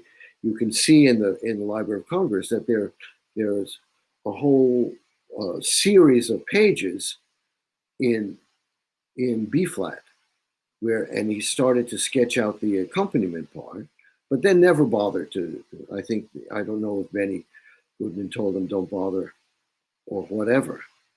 So what he did instead, that whole ending, he put into the piano part, and then had the clarinet sketch things which sort of complemented that an octave lower. And in the manuscript, the handwriting, to me, does not really look of what is sketched out, does not really look like Copeland. And I'm not an expert at all, so I cannot say. So most likely it is by Copeland, but that whole part could have been written by Benny Goodman. Uh-huh. It's possible that it could be, that's anyway, that's the brief story of the Copeland Concerto. You might remember, Bernstein has a book of letters, and I showed you one where he absolutely shreds a letter to Copeland and saying, "Listen, I heard the new version, meaning the edited version with Benny Goodman, and it was extremely disappointing." And he goes right through it. I showed you this at Kita Karazawa, and you actually thought, well, maybe it's because it's that version, and it lays legitimacy to the improvement, if you will, to the version that you play. And interestingly, I had the opportunity to meet Bernstein's daughter Nina when she was here, and I read the letter to her, and I said, well, "What do you have to say?" I was absolutely curious. Maybe she knows. She was absolutely flabbergasted. She goes, "We grew up on the Goodman, the Goodman Copeland Concerto. We listened to it all the time. Our father loved the concerto and this and that. But there's this letter. It's absolutely, very harsh, very harsh." That's true. Yes. Well, I think Bernstein mellowed in many ways. Yeah. Well, listen. It's something that I think a lot of clarinetists would be interested in, especially in today's age. And amazingly, John Ye wanted you to talk about your experience in the Munich competition in, I think, '82. Okay? That's right. So before we go, I'd rather take a holistic point of view because as I understand it, when you first started doing competitions, you didn't have as much success as you had hoped, and you kind of regrouped and did a sort of second wave 4 or 5 years later, and had consistently more success. And That's then, right. okay, so this is going to be a several part question. I hope you're getting all this. So it wasn't. Well, it was a considerable break between that and when it seems you became a regular on these competition juries. Call it 10 to 15 years. I don't know how many times you've been on the Munich competition jury between the Woodwind Quintet. Recently, you were chairman and so forth. So, first of all, what did you learn as a contestant that changed these consistent results? And secondly, as a juror, I mean, what's changed? How has the competitions and the players or the juries evolved, and what sort of observations have you made, and general comments? So it's very complicated, but you have a lot of freedom. Okay. Well, first of all, I should mention that John was one of we were a troika. It was John, me, and Philippe Couper. That's right. We sort of went through. So he should talk about the Munich competition. In fact, And he's a juror as well there. So of course, yeah, we were all together in that, and we were the winners of that competition. right. That way. Okay, well, if I go back to before that, when I started out, the years before, I went the first time to Geneva and to Munich. Munich, I did a little better than Geneva. In Geneva, I first listen. I mean, I was knocked out of the first round, but I think that I was foolhardy, and they must have had a piece of choice because I played Martino. Uh-huh. Yeah, and I think I squeaked something like that. So something. Yeah, but you squeak big. Yeah. I probably did squeak big. Yeah, it was behind a screen, so Okay. what it was at that time. Someone may have even thought that I'm trying to give a sign to somebody.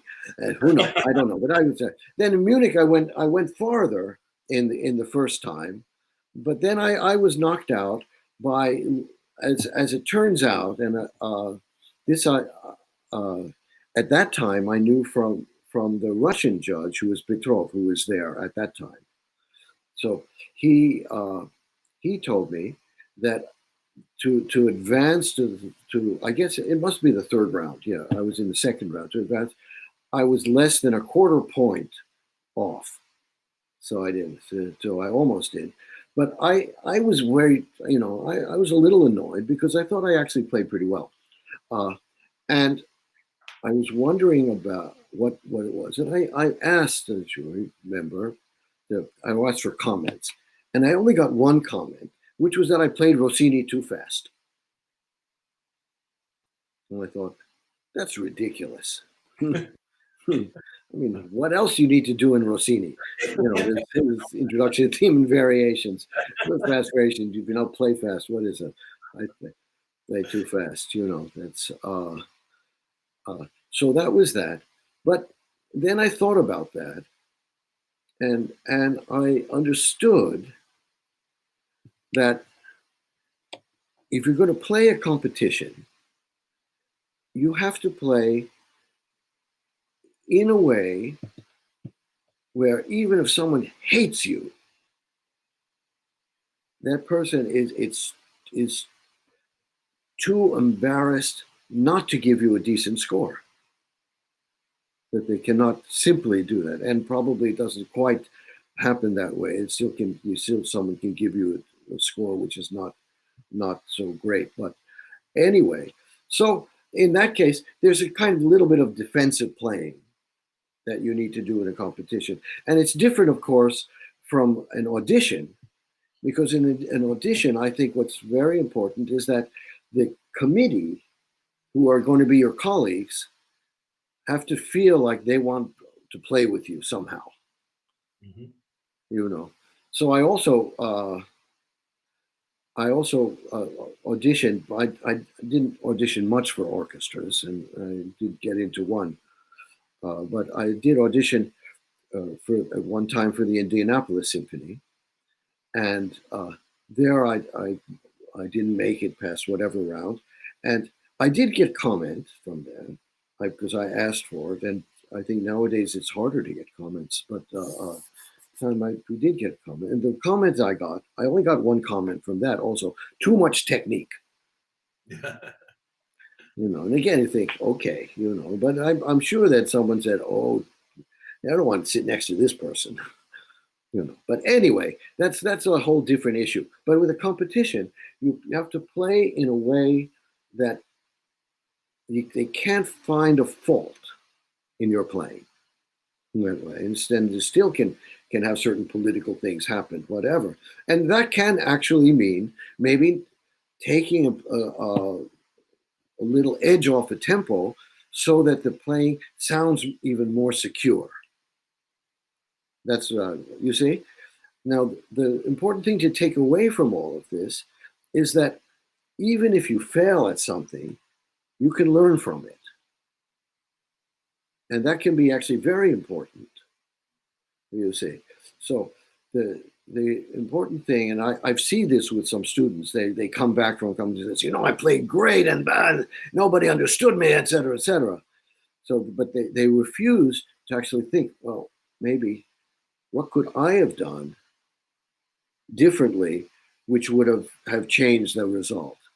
And that's the important thing, not to be defensive about, you know, that you know, they don't like me, whatever, but to actually think about, okay, I need to do this, and that. So I did learn in a certain way how to play in a competition. Okay, now you come to when I was on juries, that's right, and I'll speak specifically about the Munich jury. Okay, and the problem with Munich was for years was the system, you see, and the system of points, et cetera, which virtually guaranteed that there would be no first prize. So I think you needed a composite score of 23 out of 25. And the problem is, since the top and the bottom were always removed, and in my case, in the second competition, there were two 25s. They were both removed. Right. You see, not simply that one of them was removed, but both 25s were removed, and the bottom was removed. And then to actually get to this 23 was virtually impossible. And that's why, I think, hold it. No. You okay? I'm okay, except the battery is low. Oh.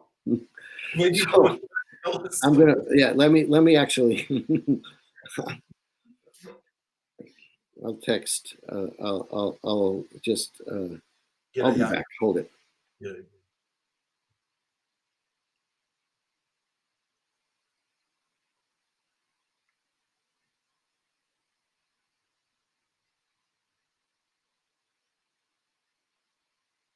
Are you okay?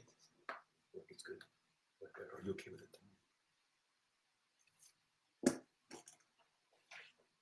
Charlie, I just want to make sure you're there, right? You're not, okay, there you are. I'm there. No, I was just, rather than leaving. Here we go. Sure. Here we go. Everything is great. Hi.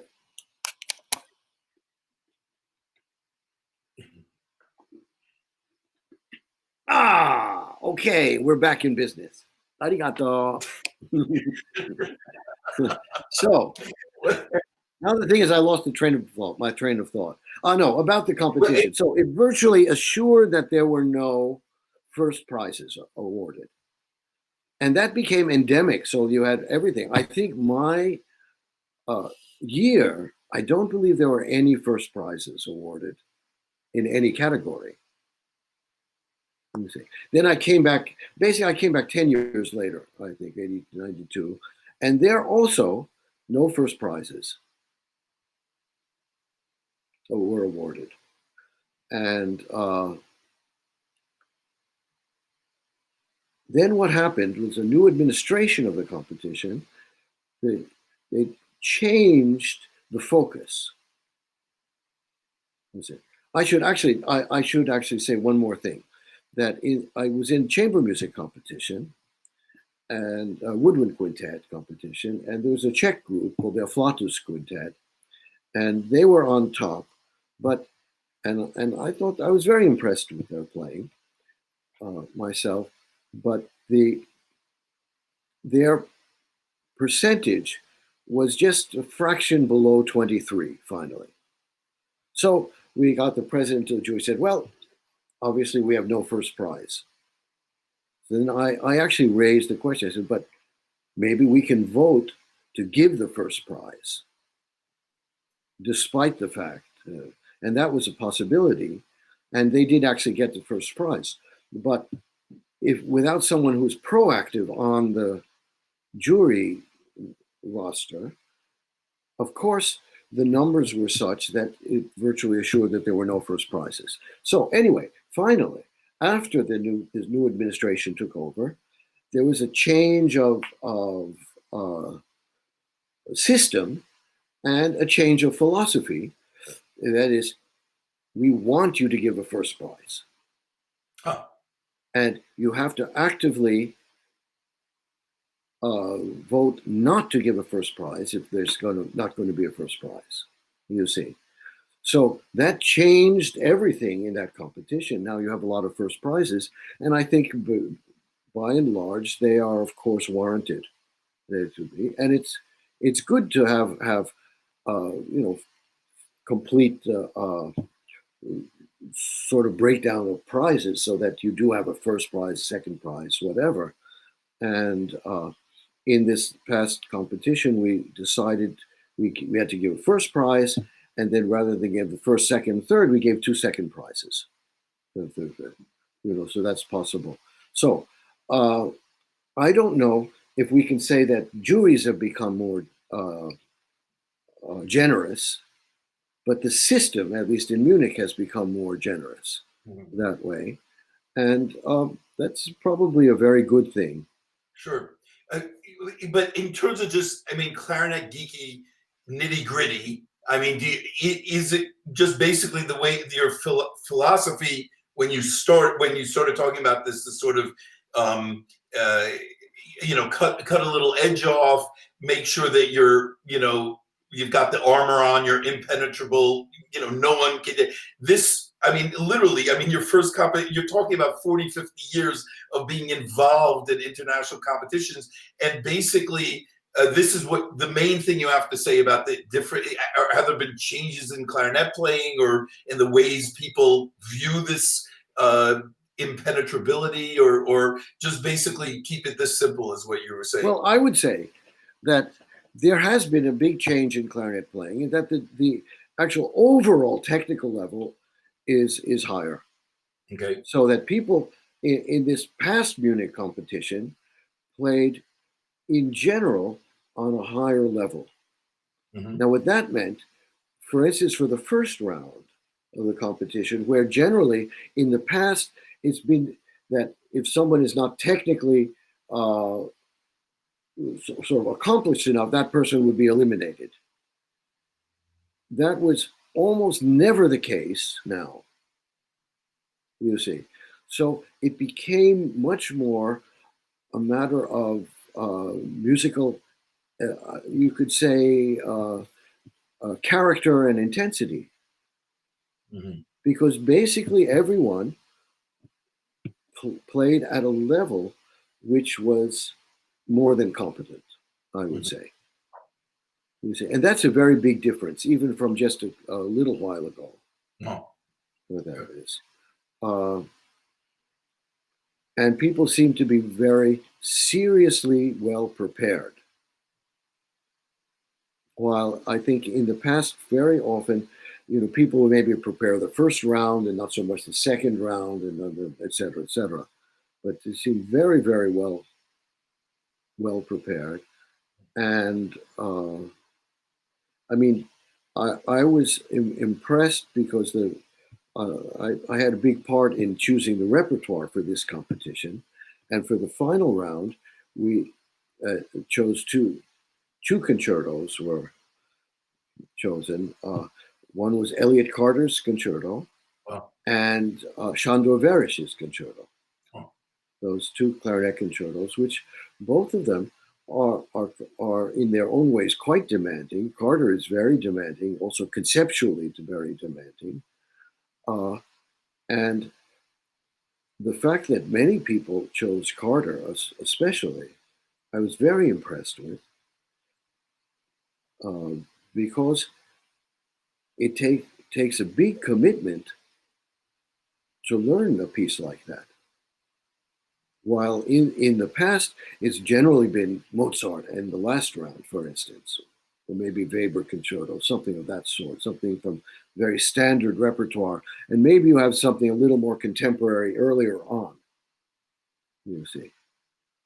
But now the way that the competition was structured, so that the third round was actually Mozart concerto with a Munich chamber orchestra without conductor, which meant that the people who were playing as soloists had to take maybe a more active role in a certain way in the overall piece than they would have had to if it were just with conductor, for instance. And then the last one were these two very significant contemporary concertos. Was something that you didn't see earlier, and I think something which actually maybe even in and of itself raised the level. Because I'm sure that there were people who would think, oh, I'd love to go to this competition, but then they see what's actually in the repertoire and they go, oh, I'm not so sure. But with that said, there were a lot of people there. It was very sizable, and everyone played very, very well. And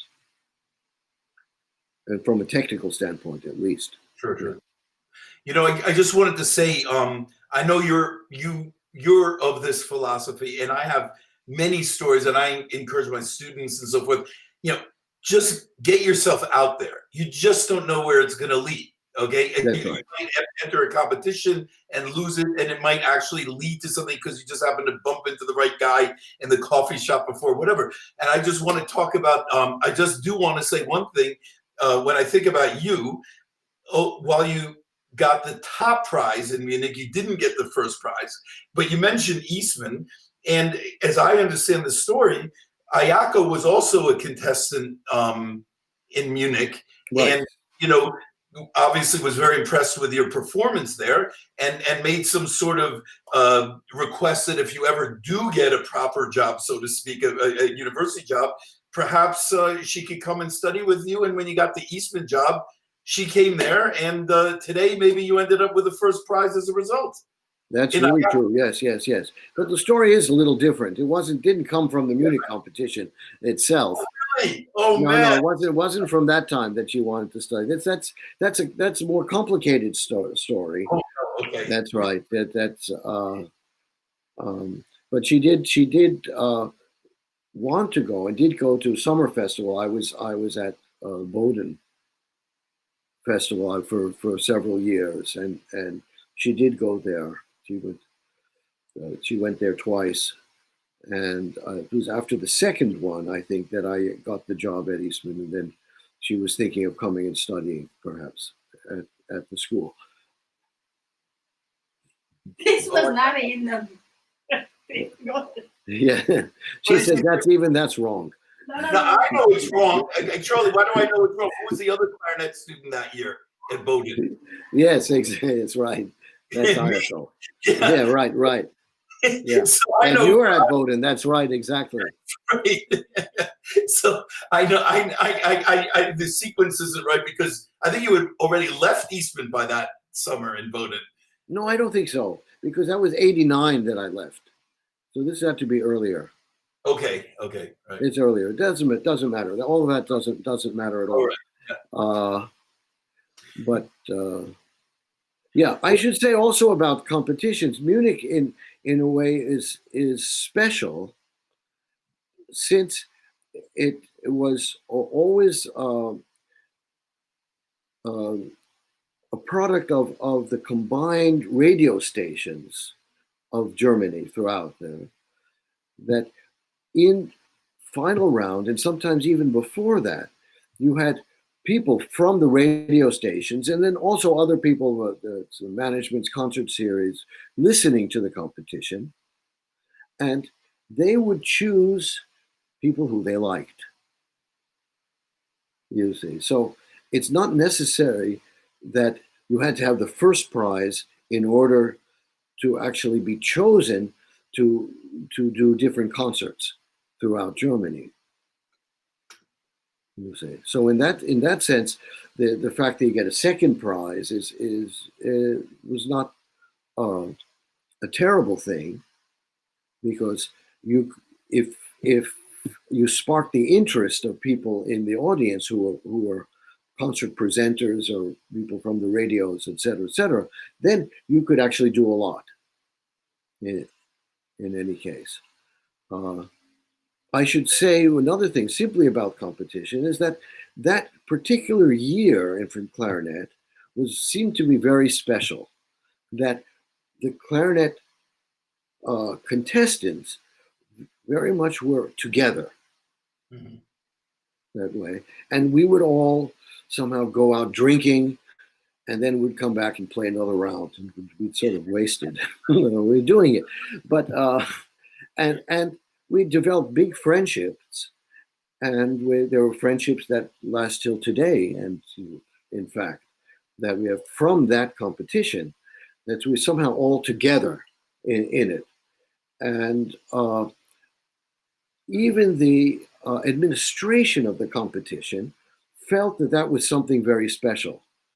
And I was going to Germany several times, of course, in the years afterwards, because of that competition. I would always stop by, and we would always, the people in the administration would always reminisce about that particular year. Wow. As being a very unusual. Huh. Yeah. So I can also say that something like that is possible in a competition. It's not always that you're just by yourself and you're cutthroat and you don't know anybody else. Huh. Great. You mentioned Elliott Carter. I remember very specifically after you won the Naumburg, you did the Mozart Concerto on the bass clarinet, which was quite new at that point with the American Symphony, and as a result, you were engaged again. And I believe that part of the prize also was to commission a work, and you commissioned, I thought, very, very nicely, a work for the bass clarinet to give it a little more repertoire from Joan Tower. I know Elliott Carter wrote a piece for you and Ayako, right? You had a very close relationship with him. Well, do you very quickly, could you just run through, I mean, these are already fairly prominent composers, run through some of the people who've written concertos for you, or any piece rather, I should say. Well, I wouldn't say, I mean, I've been friendly with and have known many composers.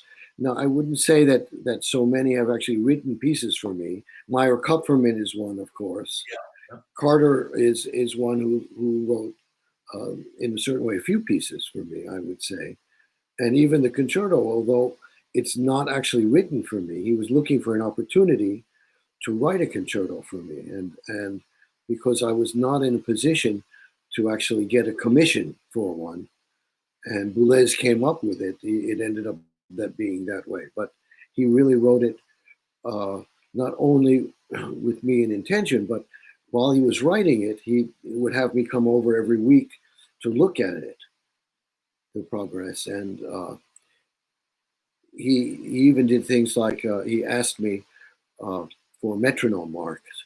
He said, well, like how fast can you play 6 notes? Things like that. and he showed me certain passages. And of course, if you're dealing with a composer like that, they show you something, of course you're going to say, very good. Of course, you're not going to say, no, I don't think you can do this or that. You're going to say, that's great, no matter what the passage is like. He'll say. So he has these high written C sharps in the piece that in the beginning and at the end. And he was worried about them. And of course I told him, no, that's no problem. Don't worry about it. And then he got a lot of complaints afterwards. But I still love those 2 C sharps that are in that piece.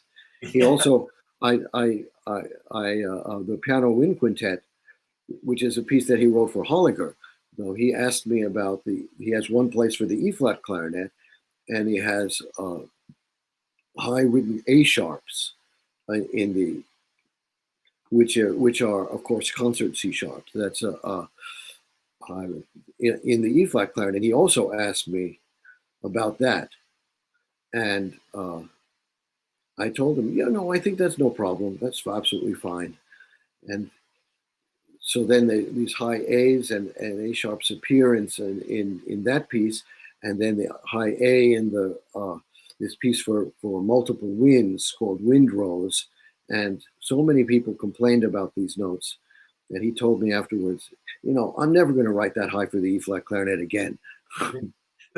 That's the last time anyone consults you, Charlie, on what's Exactly right. I know it's a problem consulting me, because basically no matter what it is, I'll say, yeah, that's actually possible.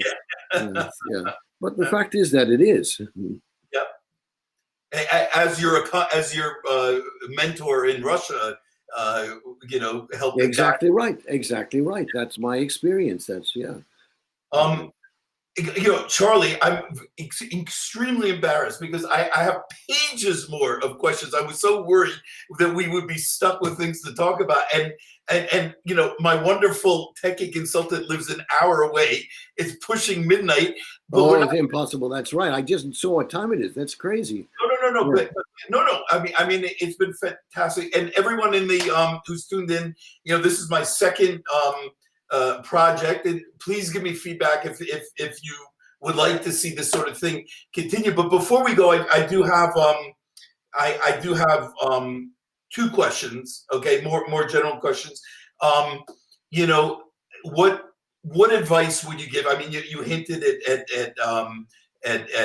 the competitions and so on, but I mean, you're a very, very active educator for sure, and I mean, you've played all over the world, and you've taught all over the world, and you have lots of full-time students and for decades. What advice, clarinet-wise, philosophically, career advice, just if you could put it out to 2-3 things to really pay attention, what's right at the top of your list for young musicians?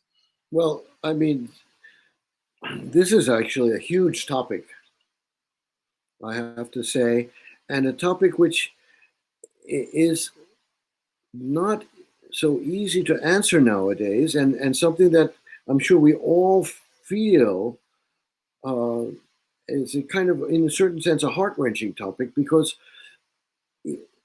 even from the time when I was a student to now, it has become so much more difficult, and classical music in certain ways has become more marginalized than it was, that it's almost difficult to tell someone that you should go into music nowadays.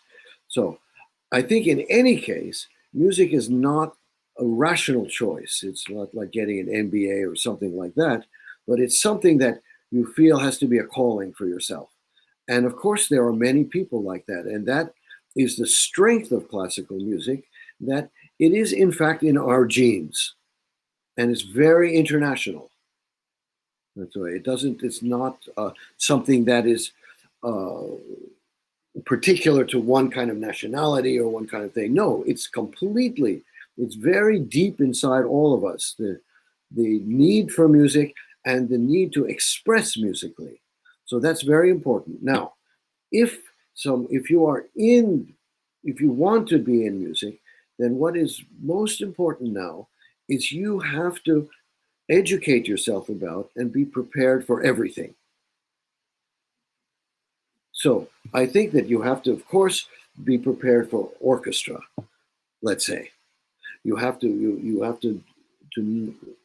know your excerpt. You have to feel how that you can play in ensembles, or you have to be familiar with small ensembles. You have to be familiar with new music. You have to be also a kind of entrepreneur as well, because there are so many places that are losing music series. I think in the United States, there are not very many, or more than 100, let's say, chamber music series, which actually are settled enough that they can hire professional musicians on a regular basis to play. This is actually terrible. I mean, there were at one time there were thousands like that.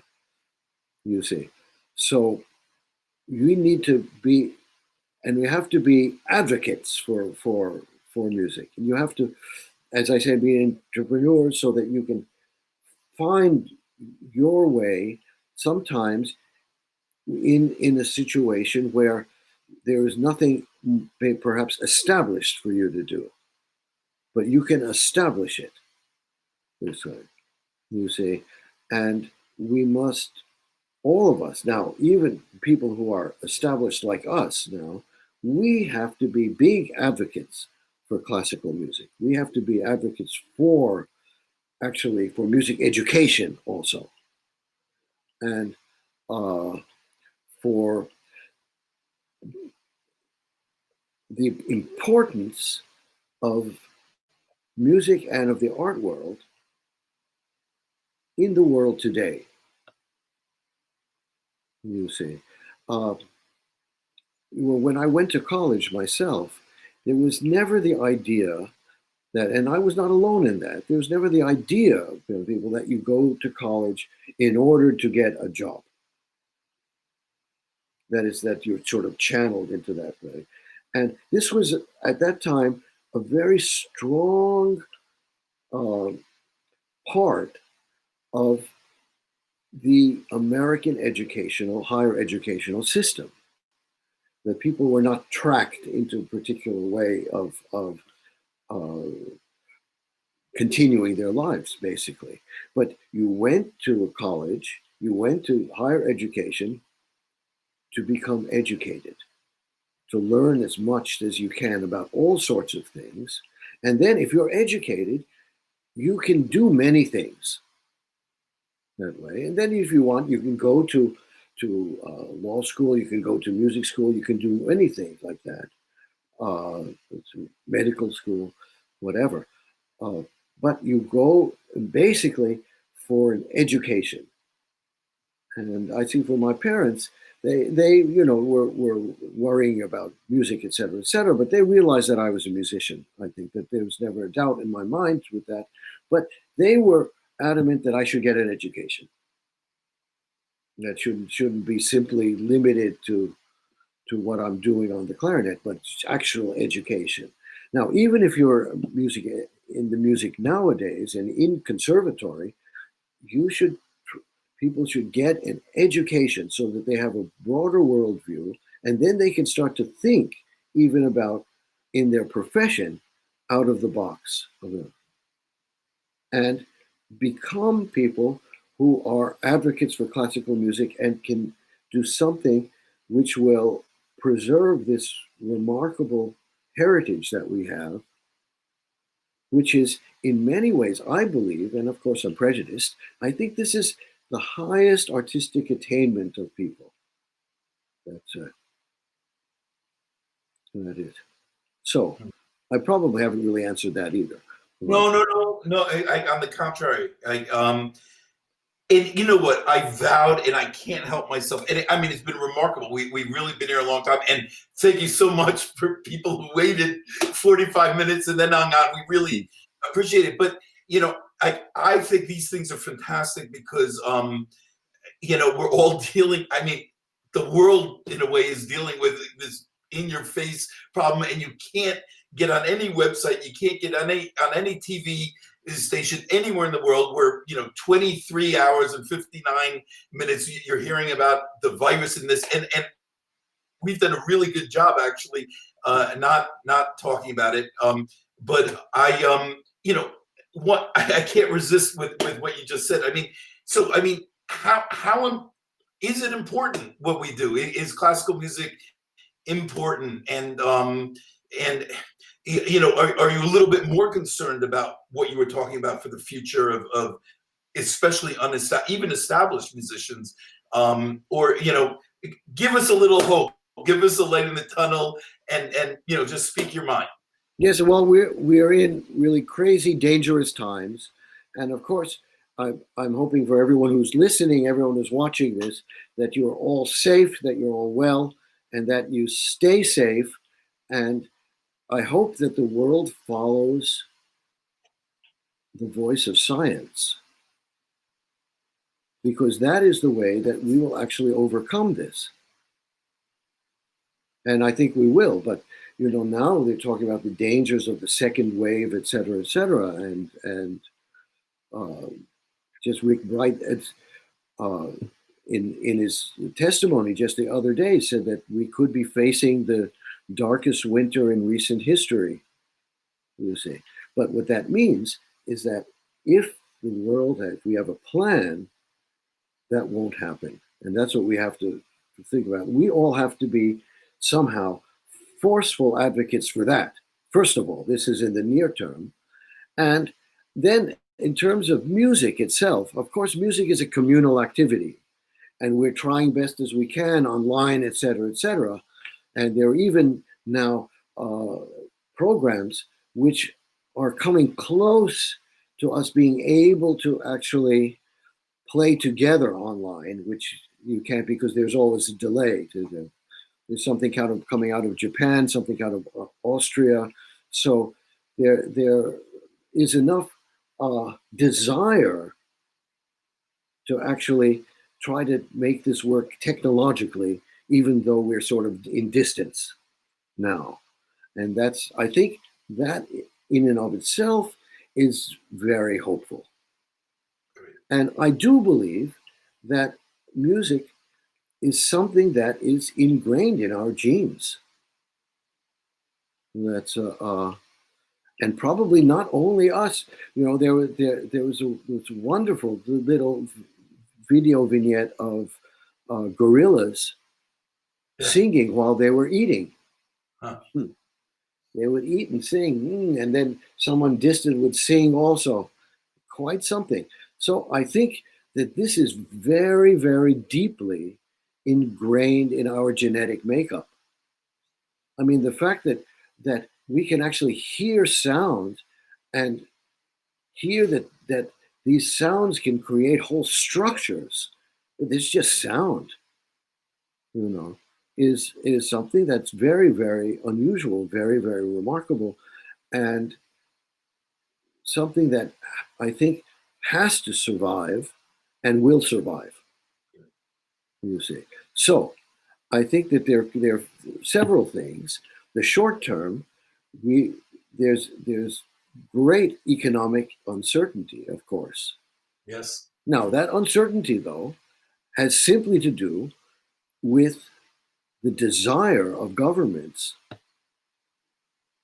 to mitigate this or not. And it's no problem to in the short term to mitigate this. But of course, if that doesn't happen, there's going to be widespread suffering, and something like music is going to suffer tremendously as a profession in the short term. And but not only music, so many things will have terrible time trying to recover. So that's something that we have to actually feel that we can really advocate for the fact that in the short term, society somehow has to be protected. And then it can actually regroup in a way which will not involve terrible tragedy and catastrophe. And that's simply a matter of willpower and desire. Okay, so I have a feeling that in the long term, I'm sure that music will survive because I'm sure that it is part of our makeup. Okay. You know, I mean, people will go down the street, they're not musicians, or they'll whistle a tune or whatever. That's if you think about it, that's a rather unusual thing. Mm-hmm. That in their mind, they're going over something that has tunes and thinking that these tunes have some kind of meaning. Right.